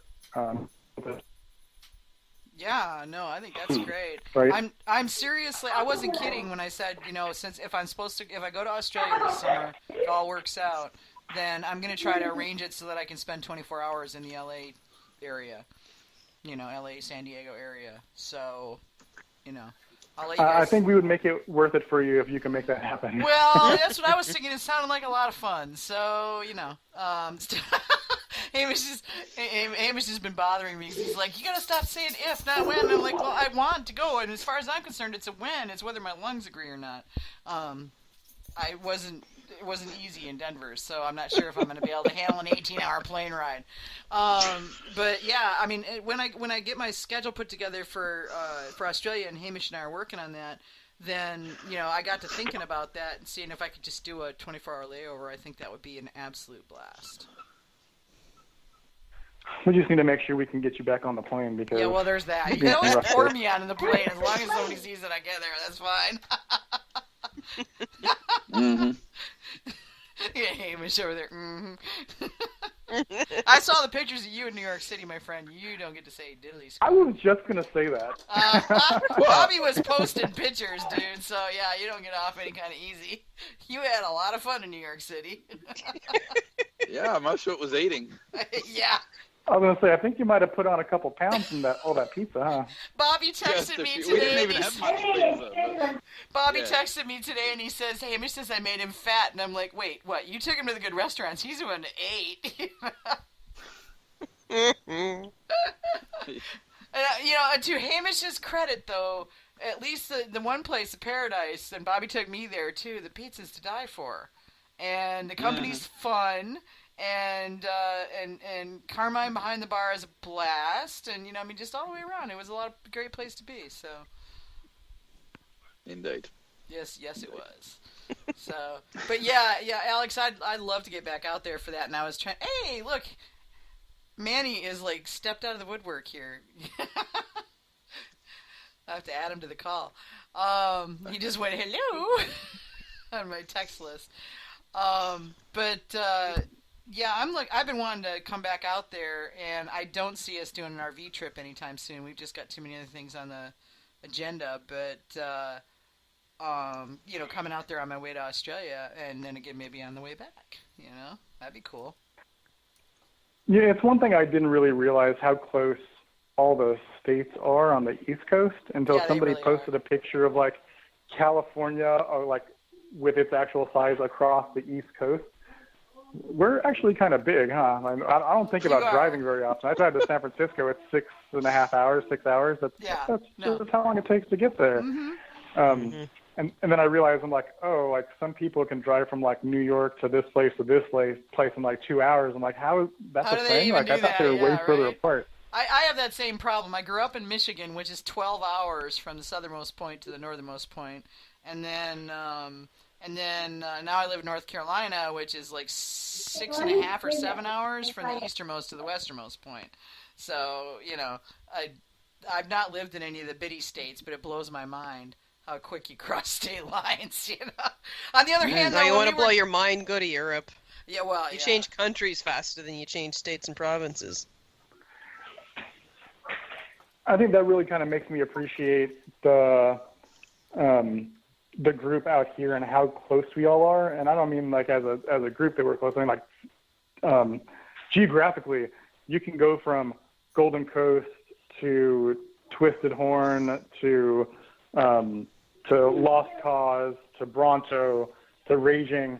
You can hit all of those, one to another within a half an hour or less. So it's pretty exciting to see that there's now a place where you can literally do a mead tour. You can get a bus and hit 4 or 5 places in a day. Have somebody drive you around. It's not something that you see very often. No, it isn't. Hey, how are you? Hey, Manny's here! Oh my God, he's alive! Yay! Yay! Yeah, for those of you that don't know why Manny's been gone so long, Manny is the producer of a new show on. I'm sorry, Manny. Is it a local or regional network, or is it? It's a local ABC affiliate. Okay, thank you. I wasn't sure exactly. So he's yeah, a big Manny, shot producer on TV. Yeah, he's a big shot producer on TV. Let's just leave it at that. And and they've been really busy launching and getting the first couple episodes off the ground. So that's where Manny's been hiding out. So welcome back, dude. We missed you. Thank you. I missed you guys. And you got a new microphone! Yay! Yay! Except I'm on my phone right now, but Yeah, that's true. So no more big ball, huh? I'm sorry? I said no more big ball. We've been talking about balls a lot this show, so I thought. Oh boy. Ryan uses. He doesn't use oak cubes or spirals or staves. He uses oak balls.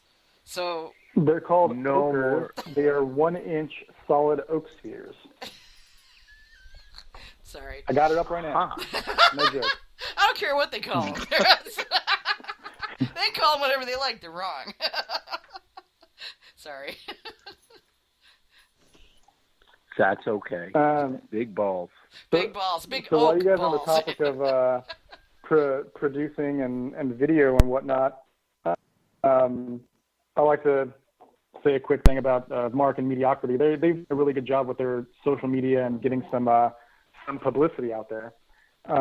They just had a trailer release today. They did a collaboration or an event with, who was it? Golden Road, who is now part of AB InBev. So there's kind of big money behind the production. but they're in the first episode of Beerland talking about honey and mead and beer. And I think that comes out next month. So they just did the trailer for it today, and they posted about it. So kudos to them for using Big Beer's money to get some notoriety for mead. Well, let's just hope that's what Dilly they were. dilly. Yeah. Dilly indeed. Let's just hope that's what they were doing, and not that they were operating at the behest of their corporate overseers or whatever.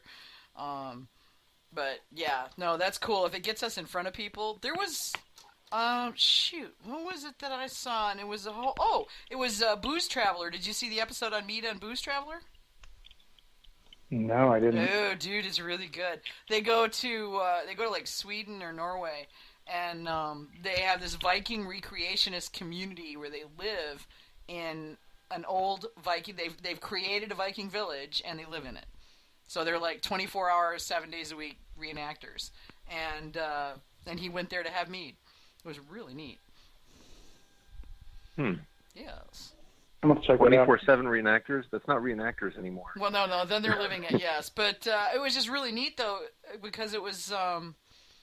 It was like Williamsburg, except it never closed, But right. Pretty much. Well, no, there's a French village too that is doing a similar thing. And darned if I can remember where. I think a friend of mine who's a fellow reenactor, or living history actor, showed it to me. My friend Jeremy.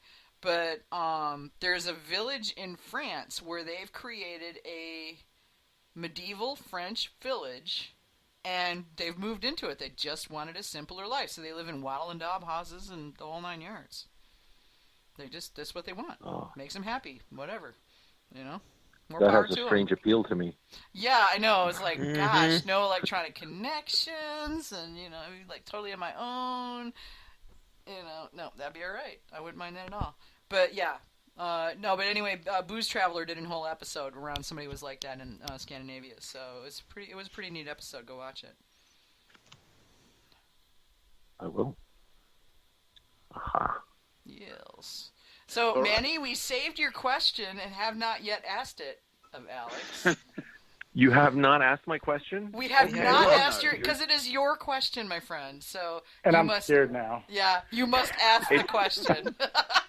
It's just a silly question. Don't be scared. And the question is, have you experimented blending yeasts in one batch to get different flavor profiles? With sours. Oh, actually, no, I can't say that because that's bacteria. Yeast, no. I've done lacto in sour meads, and I'll usually pitch that, give it about 48 hours to take hold, and then pitch a stronger yeast over it. But actual yeast strain cross-blending, no. Okay. I am really curious to try, and this was one of my favorite discussions at the AMMA conference, is the souring yeast that Carolyn came up with. Oh, I know. I There's can't wait two till of her those that I'm paper going to comes order. out. Her paper's coming out, well, I don't know when, but not too far from now. I know she's working on it because she said something about it. But did you guys get your stuff back to her? Weren't you one of the ones that took away some of the mead? Yeah, we took away 2 bottles of each of those, and we're going to have, at our next meeting, which is on the 14th of May, I believe, I'm going to have everybody that goes, they're all going to do it and fill out the paperwork for it. So cool. out of the people at the meeting, I think maybe only 3 or 4 of us had already tried the stuff. So we'll get another good group of newbies to try everything out. I like sour but in terms meads. of I like the idea of sour meads. Yeah, no, I the ones love that sour I meads. I like Golden Coast sour meads are amazing. I love them. I really So like I'm the way looking forward to Caroline's using some of were- those ones she had cultivated. Yeah, I'm curious. I to see really how like they the work. way Caroline's were sour, but they weren't sour. She'd used the sour yeast, but it just added the brightness and the acidity and it made it taste like a really nice, like a nice mead. She hadn't gone so sour that it actually tasted like a sour per se. It just really added to the mead to make a good solid mead. Yeah, so that might be an instance where I will try to do a blend of different yeasts, and hopefully I can start to do that later in the summer. Sours in the summer it's kind of a no-brainer for us. Yeah, it makes a lot of sense when you think about it. I mean, for you guys, in my mind's eye, I see, I mean, the beach thing is huge up there, right? Mm-hmm. Okay, so... Well, sure. Yeah, well, yeah, I know, but I mean, Anaheim isn't exactly on the beach. It's, a little ways inland. But, I can just see, a bright and a little bit of sour. That's really gonna do some really interesting things for the beach drinking scene, Yeah, I'm super excited. The last event we did Meeting in the Garden. We took 2 of our sessions, and they kicked probably an hour before the event was over. And I took a 6-hole of each of those, and people kept asking me like, "Well, where can I get this?" And I was first a little, reluctant to say, "Well, we're in Orange County. We don't distribute in San Diego yet. I'm so sorry." But when I told them we were going to plan on distroing in cans, and once we have enough volume, we have stores in San Diego that I know are willing to put us on the shelf and at least give us a chance. People are like, "In cans, really? Like that would be awesome to, either have by the pool or something like that." I'm like, "Yeah, that's kind of it's the lifestyle we live out here. It's always hot weather, and you're always trying to get by some water to cool off. And the less glass you can have by the water, the better you can do." I like it. Have you guys scoped out some particular places? And obviously, you don't necessarily have to say, but have you sort of looked at places where you can distribute on or near the shore? Yes, we have one of the other breweries who their model is more around specific type of events and things like that.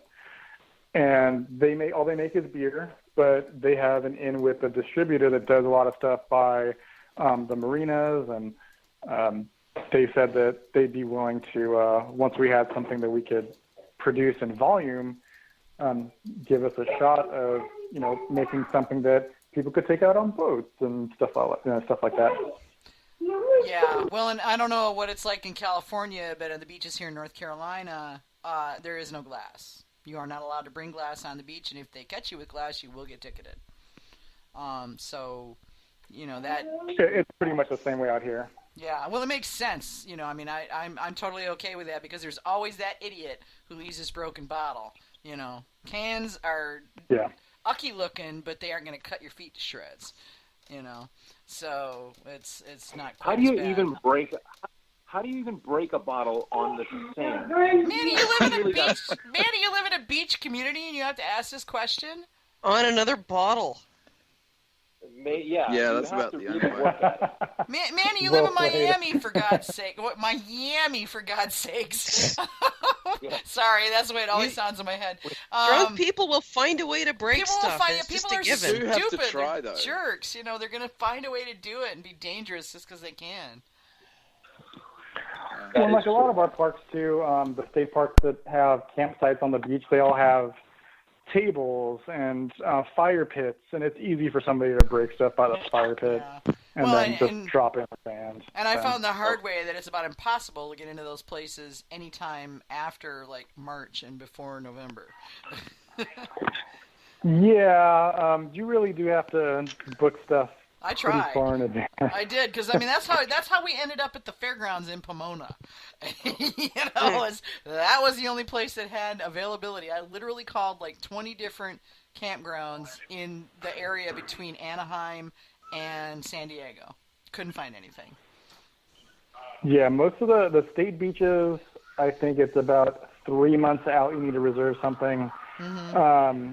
If you're going to Reserve America, then that's 6 months out for the national parks. Yeah. Well, and if you've got a 43-foot camper, which we've got a 43-foot fifth wheel, that cuts out about 65%, 70% of them right there. Yeah. I mean, all your local, your city, it's smaller. Yeah, your city and county campgrounds in California are all lovely, but they're also designed for smaller rigs. So, and that was what I discovered when I was planning the trip. to make better plans next time. If we take the trailer to California again, I have a better idea now of what I can get away with. So, but yeah, that was. I'm looking forward to coming back out there, and I think I will just build a day into the Australia trip, or two maybe. Why not? I could broadcast live from there, and that'll get make it look like I'm working or something. Yeah, look, I'm bright. So Southern California Mead Alliance, they're important to the meat industry. Yeah, I'm working. I wouldn't argue with that. No, I know, and I don't think anybody else would either. So, honestly, no, that I would like to be there for that. So I'll see what I can,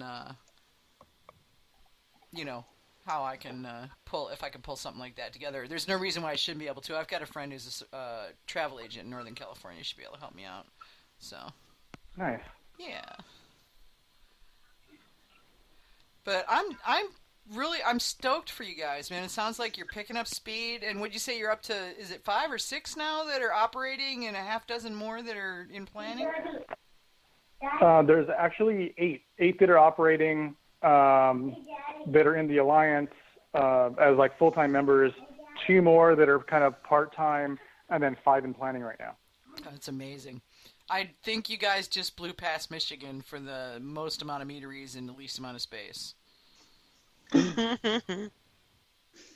Well, Denver's creeping up quick too. I mean, I'm really excited to see what Adam's doing. And yeah, they've got some people there, but there's only 4 meaderies in the Denver-Boulder region altogether, maybe 5. They're covered up in breweries. You can't swing a cat without hitting a brewery out there. But the meaderies haven't quite caught up with that yet. They're getting there, but they're not as fast as Michigan with Detroit, Lansing, Flint area. There's like meaderies everywhere, and then Southern California. So.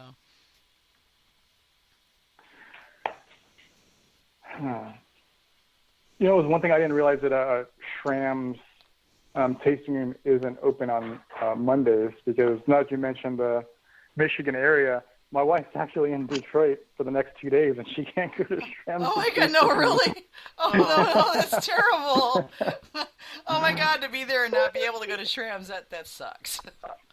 I know. I told her, go get a glass of Black Agnes. She's like, I checked and they're closed. Oh God, yeah, but yeah. So now she's going to have some when she gets home, I guess. All right, so there's Schramm's, there's Bee Nectar, which is open every day. There is Cellarman's, has some really amazing dry meads, some of the best dry meads I've seen especially in the session category. They've got dry session meads right up there. Them and Charm City are 2 of the best dry sessions I've seen in the country so far. And Charm City, unfortunately, is down in Baltimore, so she won't be able to go there. But Cellarman's is in North Detroit, and let me see, Dragon something. I'm drawing a blank. There's half a dozen different Dragon something meaderies, and I constantly getting them mixed up. Well, I was going to try to send her to Coonan also to see what they have on tap right now. Totally, yeah. Have her just drop names, and Frank will fix her up. And seriously, when I showed up, I said, "Hi, Vicky from Got Mead," and Frank pulled out stuff that nobody else had heard of in years, so it was pretty slick. Frank is an awesome guy, and just email me on the backside, okay? I'll get you a list, because I've been to most of them. So yeah, I'll get you a list, and then she can figure out where she can go. I don't know, what her schedule's like, but I'll get her a list, and then she can figure it out from there. And she wants introductions, I'll hook her up. That'll be awesome. Thank you. Yeah, no worries. Glad to help. Okay. What's it going to be in the mead wench if you don't get to spread it around sometimes? Very true. Yeah, it's fun to be able to do that. That's really I'm just stoked. So okay, I gotta ask this now. The Mead Club, is that SoCal only, or can anybody be in your Mead Club? As a assuming that they're in a member state that gets bottles in there, or to ship to. As a member that can get in the club and get whatever it is that the club does. I mean, is it SoCal only? No. So to be a member that gets stuff shipped to them, since we're using Vino Shipper, it's 37. I think we're in 37 states, something like that we ship to. Okay. In terms of somebody that is a participant that could have bottles in it, right now we're leaving it as Southern California. I'm trying to build the model so that we can do something. Something can be done similarly for, maybe there's like a Great Lakes version where you have Yes. I want to see Brad that too. and you have Koonin and Sellerman, and maybe I don't know if Shrams would be into that, but maybe Shrams would participate. Yeah. Maybe Pips would participate. Maybe Wildflower or Wild Blossom would. Mm-hmm. In Florida, you've got that would be Green pretty cool. Bench and Garage East, and oh gosh, there's half a dozen meaderies down there. In Georgia, Yes, there's Fedora like City, 5 or right? 6. There's a bunch of them, yeah. Yeah, there's 5 or 6 in Georgia now, and there's like almost 20 in Washington. So, yeah, that would be very cool. I would like to see that, and you and I will have a conversation about that soon. Very soon. Now that you volunteered, you have handed your soul over to me, and you just don't realize how much trouble you're in. That was one situation where I just so happened to have all of the licenses and facilities required in order to make that a thing. So, other people may have to jump through a couple extra hurdles to make it happen, but I think it's definitely worth something worth doing if you have, a group to facilitate that variety. So yeah, well, that's a mean, project that the AMMA would like to see come to fruition. So you'll probably find yourself roped into that particular group. Just saying, But may have a couple things to add to yeah, that. I gotta say you're the one that's sort of paving the trail here, son. So yeah, sorry, but I'm gonna tap you for that. But that is really cool. We had one from Jaden a while back, and I haven't gotten to it yet, and I apologize, Jaden. And he had asked either of you guys or both of you, you and Ryan, of what about cacao and oak together? What are your thoughts on that? Yes.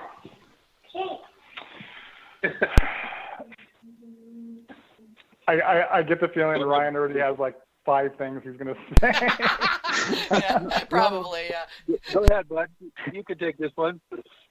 Oh, he wants to hear from both of you, so sorry, Ryan, you're not off the hook that easy.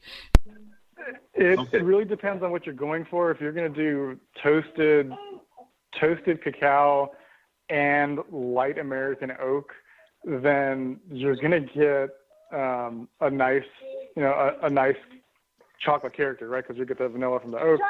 So, sorry, my son's hanging out too. But that works.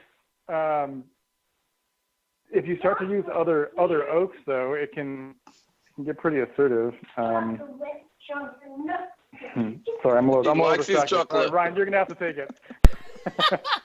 Well, so that was a great answer. I would for sure consider using American oak in a light along with the nibs, although you may need to end up possibly sweetening the meat a little more than you would have without adding the oak or the nibs, which, of course, then if you don't add the nibs, then you're not making what you want. But certainly you can use those 2 adjuncts and not be afraid to then make what other additional tweaks you need to make after that to make the mead. So here's one thing I think people need to learn is I think typically, hopefully, we all start out with a particular mead in mind, and we have this very set thing of I'm going to do this and that and the other thing, and bam, bam, bam, we think, or I say this is maybe not the best approach to making mead. If I were to wrap it up in a single sentence, I would say let your mead be what it wants to be rather than you trying to make it something it can't be. And so that goes back to the question and the answer. Could you use the nibs and the vanilla from the American oak? Yes, indeed. But after you do those 2 things, you might need to counterbalance those 2 adjuncts with some more expression from your honey. And so if we force a mead to be something that we want it to be when it really is trying to tell you, hey, I would be much happier as a mead if you would let me go in this direction a little bit, I think overall, you're going to find yourself making better meads because you're not trying to force something from something that isn't there to begin with. And you have to remember too, like the key to a lot of this is taste. Keep tasting it, right? Even with the question earlier about what type of oak to use, Ryan had a great point in terms of density and where the char is actually going.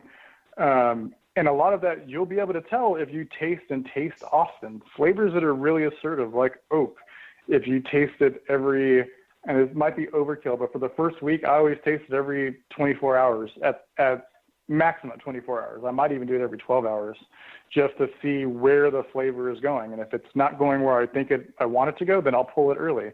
If I think it's going in the right direction but needs more, I'll leave it in there longer. But as long as you taste it, you'll figure out what that oak is really going to do.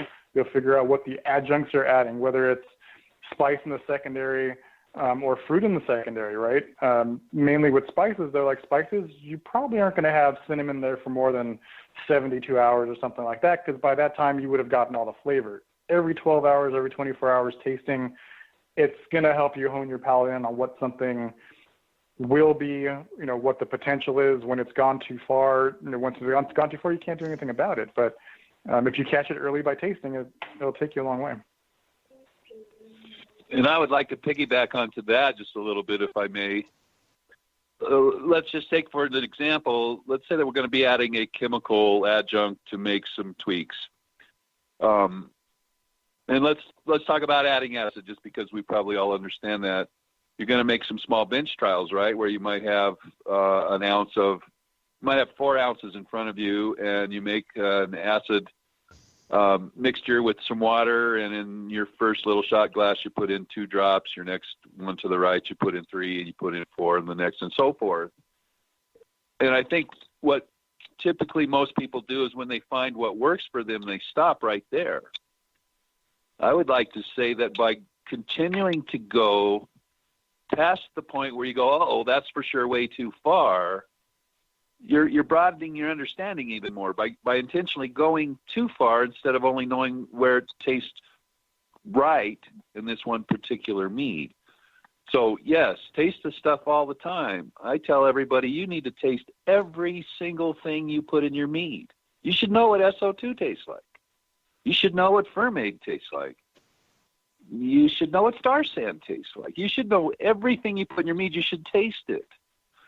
And taste often, and oftentimes with a lot of the adjuncts that we make, know that they're going to fall to the back, right? They're going to, as they integrate, they'll become less powerful. And so some of those over time you'll learn, I need to make this a little bit stronger now, because when this is actually integrated and it's aged well enough where it presents correctly, some of those pieces are going to be a little bit too faint because I stopped when they taste good now rather than what they're going to taste like in whatever time frame you're kind of envisioning this to come into its own.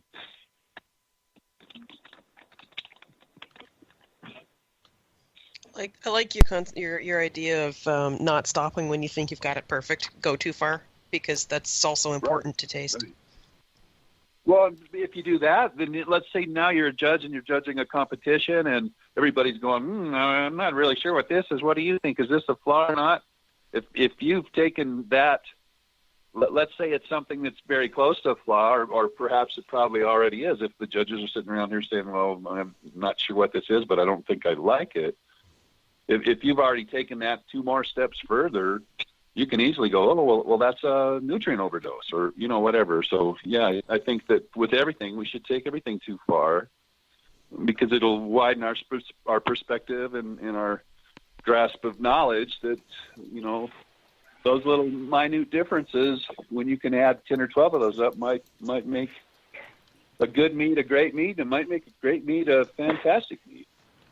Just those little, the little tiny minuscule things that you can add up to something bigger in the long run. Yeah, I mean, the understanding your palate is one of the best tools a mead maker can have. Whether you're a professional, you're a home brewer, it doesn't matter. simple things that you can find out yourself. Oak under where you want it and over is easy to figure out if you have time. Knowing the difference between malic, tartaric, and citric acid, which one to use when, easy to do a couple bench trials when you have time. It will take you a long way in terms of developing your palate, and as Ryan kind of mentioned, being a better judge and giving better feedback to people that may not have gone through that exercise, and then will find value in doing it themselves. Cool.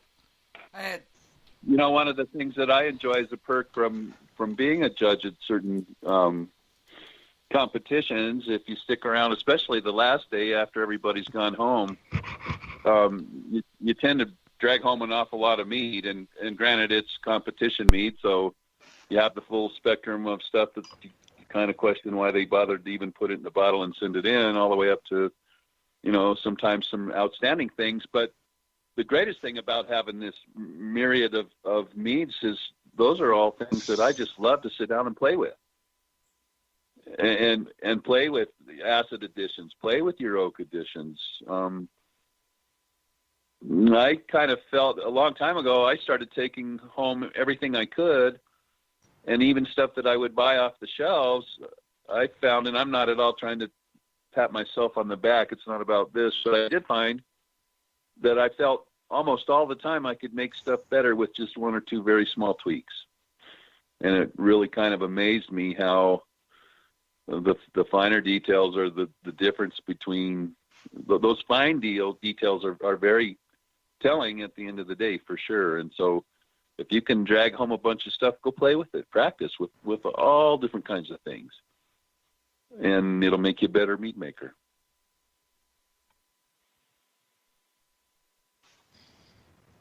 Sorry, I got distracted. Bobby just sent me a picture of one of the cream puffs from the Paradise. Hamish, you'll know what I'm talking about.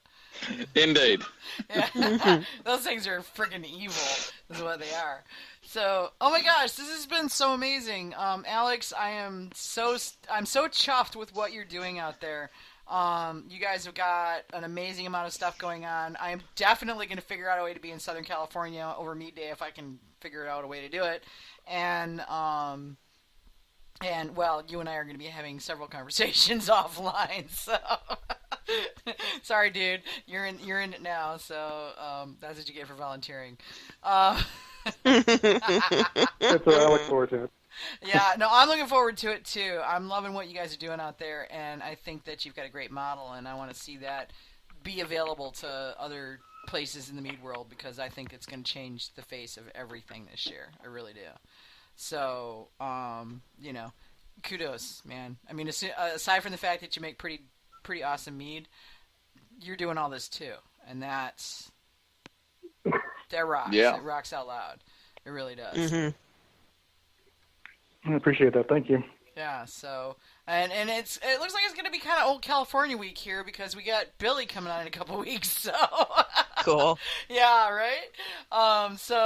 Yeah, I'm gonna be contacting a few other people out in your neck of the woods, and we'll see if we can't get some of the perspectives of what's going on out in SoCal. That'll be cool. Hopefully they agree with me. Yeah, I always say when they tell us, Alec, he's a pain in the butt. I don't know why we put up with him. He's asking me to submit forms for things Oh and my do God. group marketing. There's like this stuff we've got to do. Oh my God. Yeah, well, He wants 4 different versions of our logo for stuff. Oh my gosh. Yeah, well, that's what you get for stepping out in front, dude. Seriously. I know. Trust me, I know how it feels.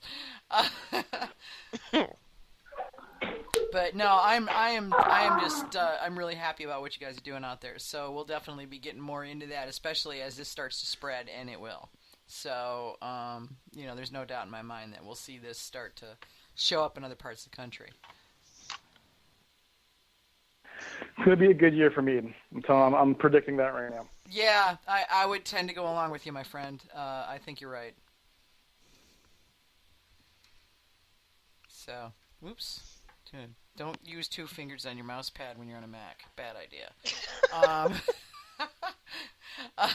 Everything just suddenly went away, and it was like, wait, what? Where's all my screens that I have to look at? Did you hang up on Hamish? Is that what No, happened? I did not hang up on Hamish. I'd be getting like hammered on the private channel if I had. Why did you hang up on me? What did I do? Are you trying to suggest you're not already being hammered?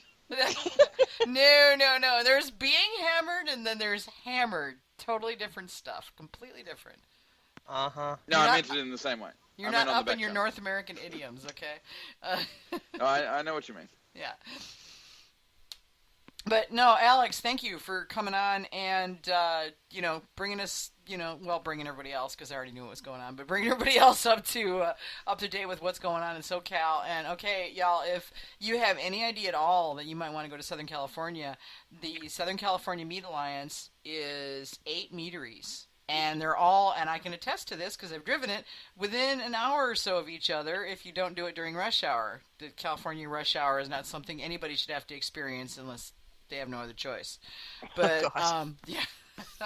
And if you happen to be in South California, then Alex's number is +156. No. And here's his home address. Yeah, right. We'll just dox you right out there, Alex. But, yeah, no, thanks for coming on the show, man. We really appreciate it. Of course, and, one of the reasons I put together the whole club thing was because there are some really good meaderies out here that I think because of their small distribution, they don't get enough recognition.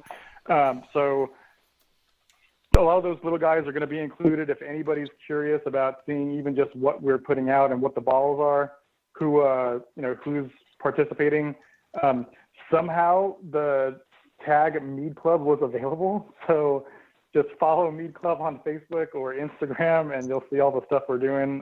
Hopefully, it's variety packs of California mead is something people like. Cool. Yeah, sounds good. Yeah. No, I'm really into this. I think this is a great idea, Alex. Thanks so much for both putting it together and for coming on and telling us about it. This is pretty awesome. Of course. So. All right, awesome sauce. So it's and we'll have Billy in a couple of weeks, I guess. So right, Billy is doing some amazing stuff. And when I was pouring next to him last week, I'll say this is the first time I've ever seen an event where somebody had a jockey box with a nitro tap on it. So he's doing events pouring mead on nitro, like. At these different events he's going to, it's ridiculous. It's so cool. Oh my gosh, no, I've got to try that. I haven't had that yet. Yeah. Well, Billy wasn't open yet when I was down there last, so yeah, I have to get over there now because I've got to try have your stuff again because I haven't had your sessions and try Billy's stuff for the first time. So because somehow I didn't get any at the Mazer Cup. Don't know what I was thinking.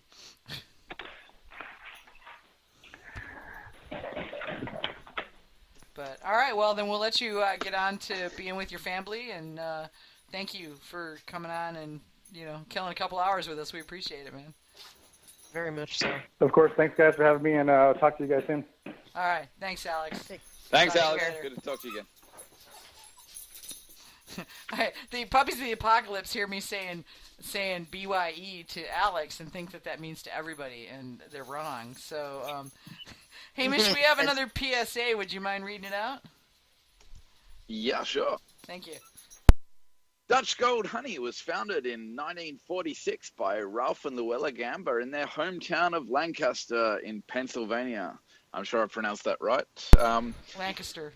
What began as a beekeeping hobby transformed into a growing business guided by the founding principles of quality, integrity, and trust. Visit DutchGoldHoney.com to find pure honey and McClure's maple syrup offerings, including honey varietals such as alfalfa, buckwheat, clover, orange blossom, and the more recently added blueberry, raspberry, avocado, and mesquite. Email sales@DutchGoldHoney.com for more information. And if you order between now and April 20th, the American Mead Makers Association has a sale that they have set up for members only with Dutch Gold Honey for Zambezi Gold Zambian wildflower honey that is available at $15 off a pail, and the pails are already pretty competitively priced. So if you're already a member of the AMMA, email Vicky at mead-makers.org, and I'll get you the code after verifying that you have a current membership. And if you're not a member, $30, dude. $30 will get you a membership, and then you get $15 off each pail, not the whole order, each pail that you order from Dutch Gold. So not a bad deal. Check it out. Just go to mead-makers.org, and it should be right there on the front page in the announcements. And 1946, that's what, 72 years those guys have been around. For a company that you can trust for good honey, that's a well-established company. And their provenance on their honey they're not honey producers, they're honey processors. Packers, yeah. So they bring in honey from various places, some in the U.S., some not. But they're very particular about their honey, so you're not going to get any stuff that's diluted with garbage or non-honey products. It's real honey, verified as such. They're very reliable, or the AMMA would never have partnered with them. And, but that's the thing. I mean, these guys were beekeepers. They started up as beekeepers, selling their own honey. They care about the honey. They care about the product, and they understand how to make the product and what the product should be. And that's what I think makes them such a good supplier. Yeah, well, and we all tasted their varietals when we were at the AMMA conference, and they were great. I mean, I was fortunate enough to get leftovers to bring home with me, so not complaining. But yeah, so check it out, guys. DutchGoldHoney.com, and go to mead-makers.org if you want to take advantage of your membership and get $15 off a pail in the United States. So go check that out. But upcoming events, thank you, Hamish. We have, sorry, I'm trying to read and think at the same time, not working so well. Yeah, sure. So on April 21, we have the Winemakers Shop Mead competition. On April 24, Boss Meadery have the Mead pairing dinner. On April 29, Brothers Drake Mead have Waffle Palooza. Now, what is Waffle Palooza, Vicky? You know something about that. It's like there's like a waffle making competition, so they've got people making all different varieties of waffles. So think barbecue, but waffles, and with that kind of variety thrown in, we have mead reductions on top of the waffles. God knows, probably. I wouldn't be in the least bit surprised if there wasn't mead in the waffles. So, but they're in conjunction with another organization, and it's a charity drive, actually, Waffle Palooza is. So it's well worth it if you're in the Central Ohio area. Check it out.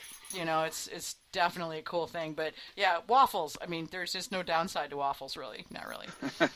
And on May 5, Bee Nectar has Springfest. If you haven't been to this, you'll want to go to this.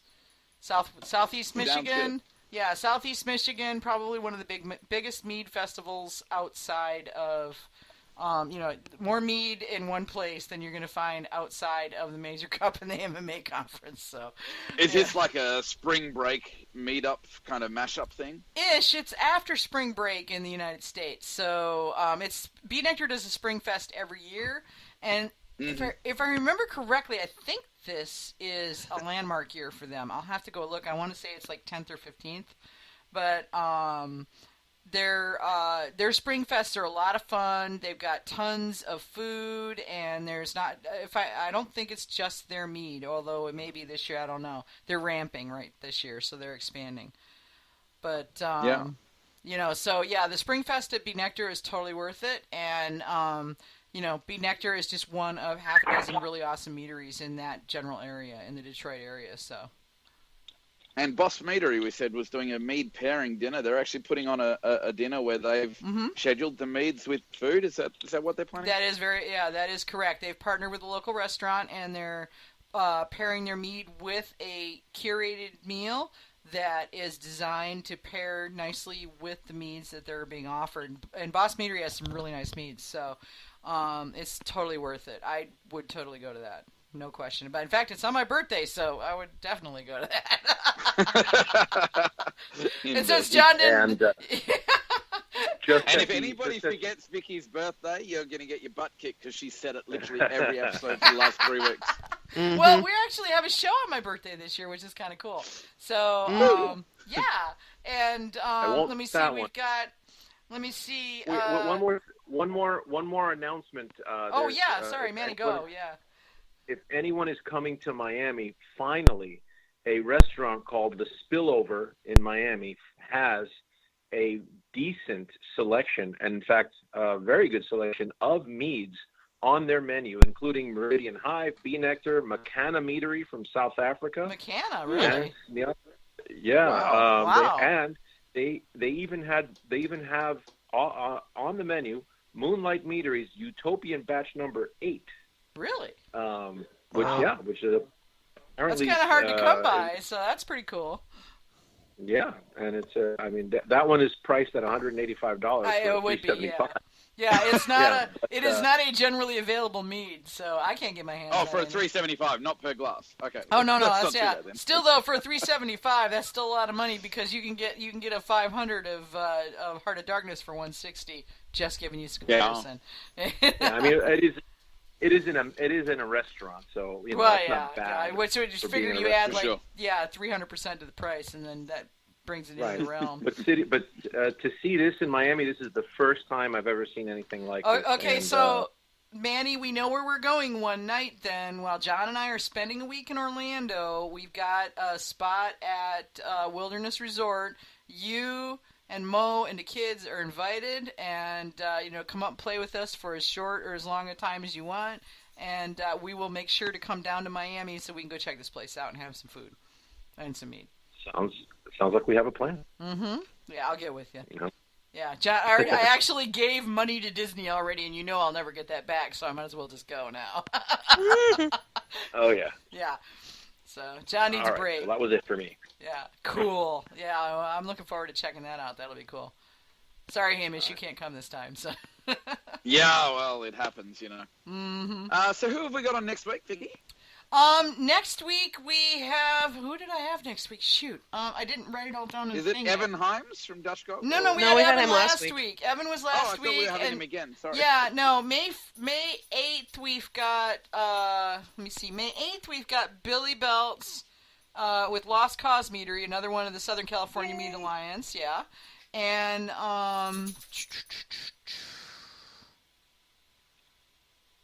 April 24th. Who did I give that to? Oh, Scott Labs. Scott Labs is going to be out on my birthday. Isn't that cool? Yeah. Yeah. So I'm thrilled with that. I had to stop and think about that for a second. I've got all the emails, but my email's not in front of me right now, so I haven't gone and transcribed them all to the spreadsheet where I keep the list. But yeah, we've got Scott Labs. I think that I have not yet gotten the end of the month scheduled, but the May 8th is Billy, and then I've got a couple other people lined up, so we're getting there. Excellent. Yeah. Well, today was really cool. I think what he's doing for mead in general, for his competition, and for the community in his area is just friggin' amazing. Yeah, it really is. And this is a case where I'm going to be just thrilled beyond words to see what happens in California roll out to the rest of the country, and I think it will for the industry. And I love that he's putting on like a miniature AMMA, a local one. Has he got anything to do with the AMMA? Not officially, no. He did run for vice president, did not get it. However, he's already volunteered to be on the committees, and as I mentioned, I will be grabbing up with that and putting him to work as much as he's able to. Yeah, so he's very active with the AMMA. He's very active with the AMMA, yeah. He is very much an advocate for mead and the mead world, and both home and pro. So, yeah, I will be seeing a lot more of Alex. Yeah. All right. Alrighty then. Yeah, that was fun. Yeah, it was. We only got you for the last half hour or so, Manny. I know. Yeah, I know. Right. Work is what it is. We get it. But we miss you. Yeah. Next week, for sure. Yeah, totally. Yeah. All right, kids. So that's all I got for this week. What about y'all? Anything? No, it's good night from Australia. I'd give you the snow if I could, but I'm done. Yeah, no, you keep the snow. Good night, Endeavor. Yeah, And sleep well, y'all, from North Carolina. And we'll see you next week, Tuesday. And like I say, we'll be talking to Scott Labs. So plan on tuning in. We'll talk to you soon. Later days. Night, everybody. Wednesday, 11 a.m. Australian time. Oh, yeah, or Wednesday, 11 a.m. Australian time, what Hamish said, yeah.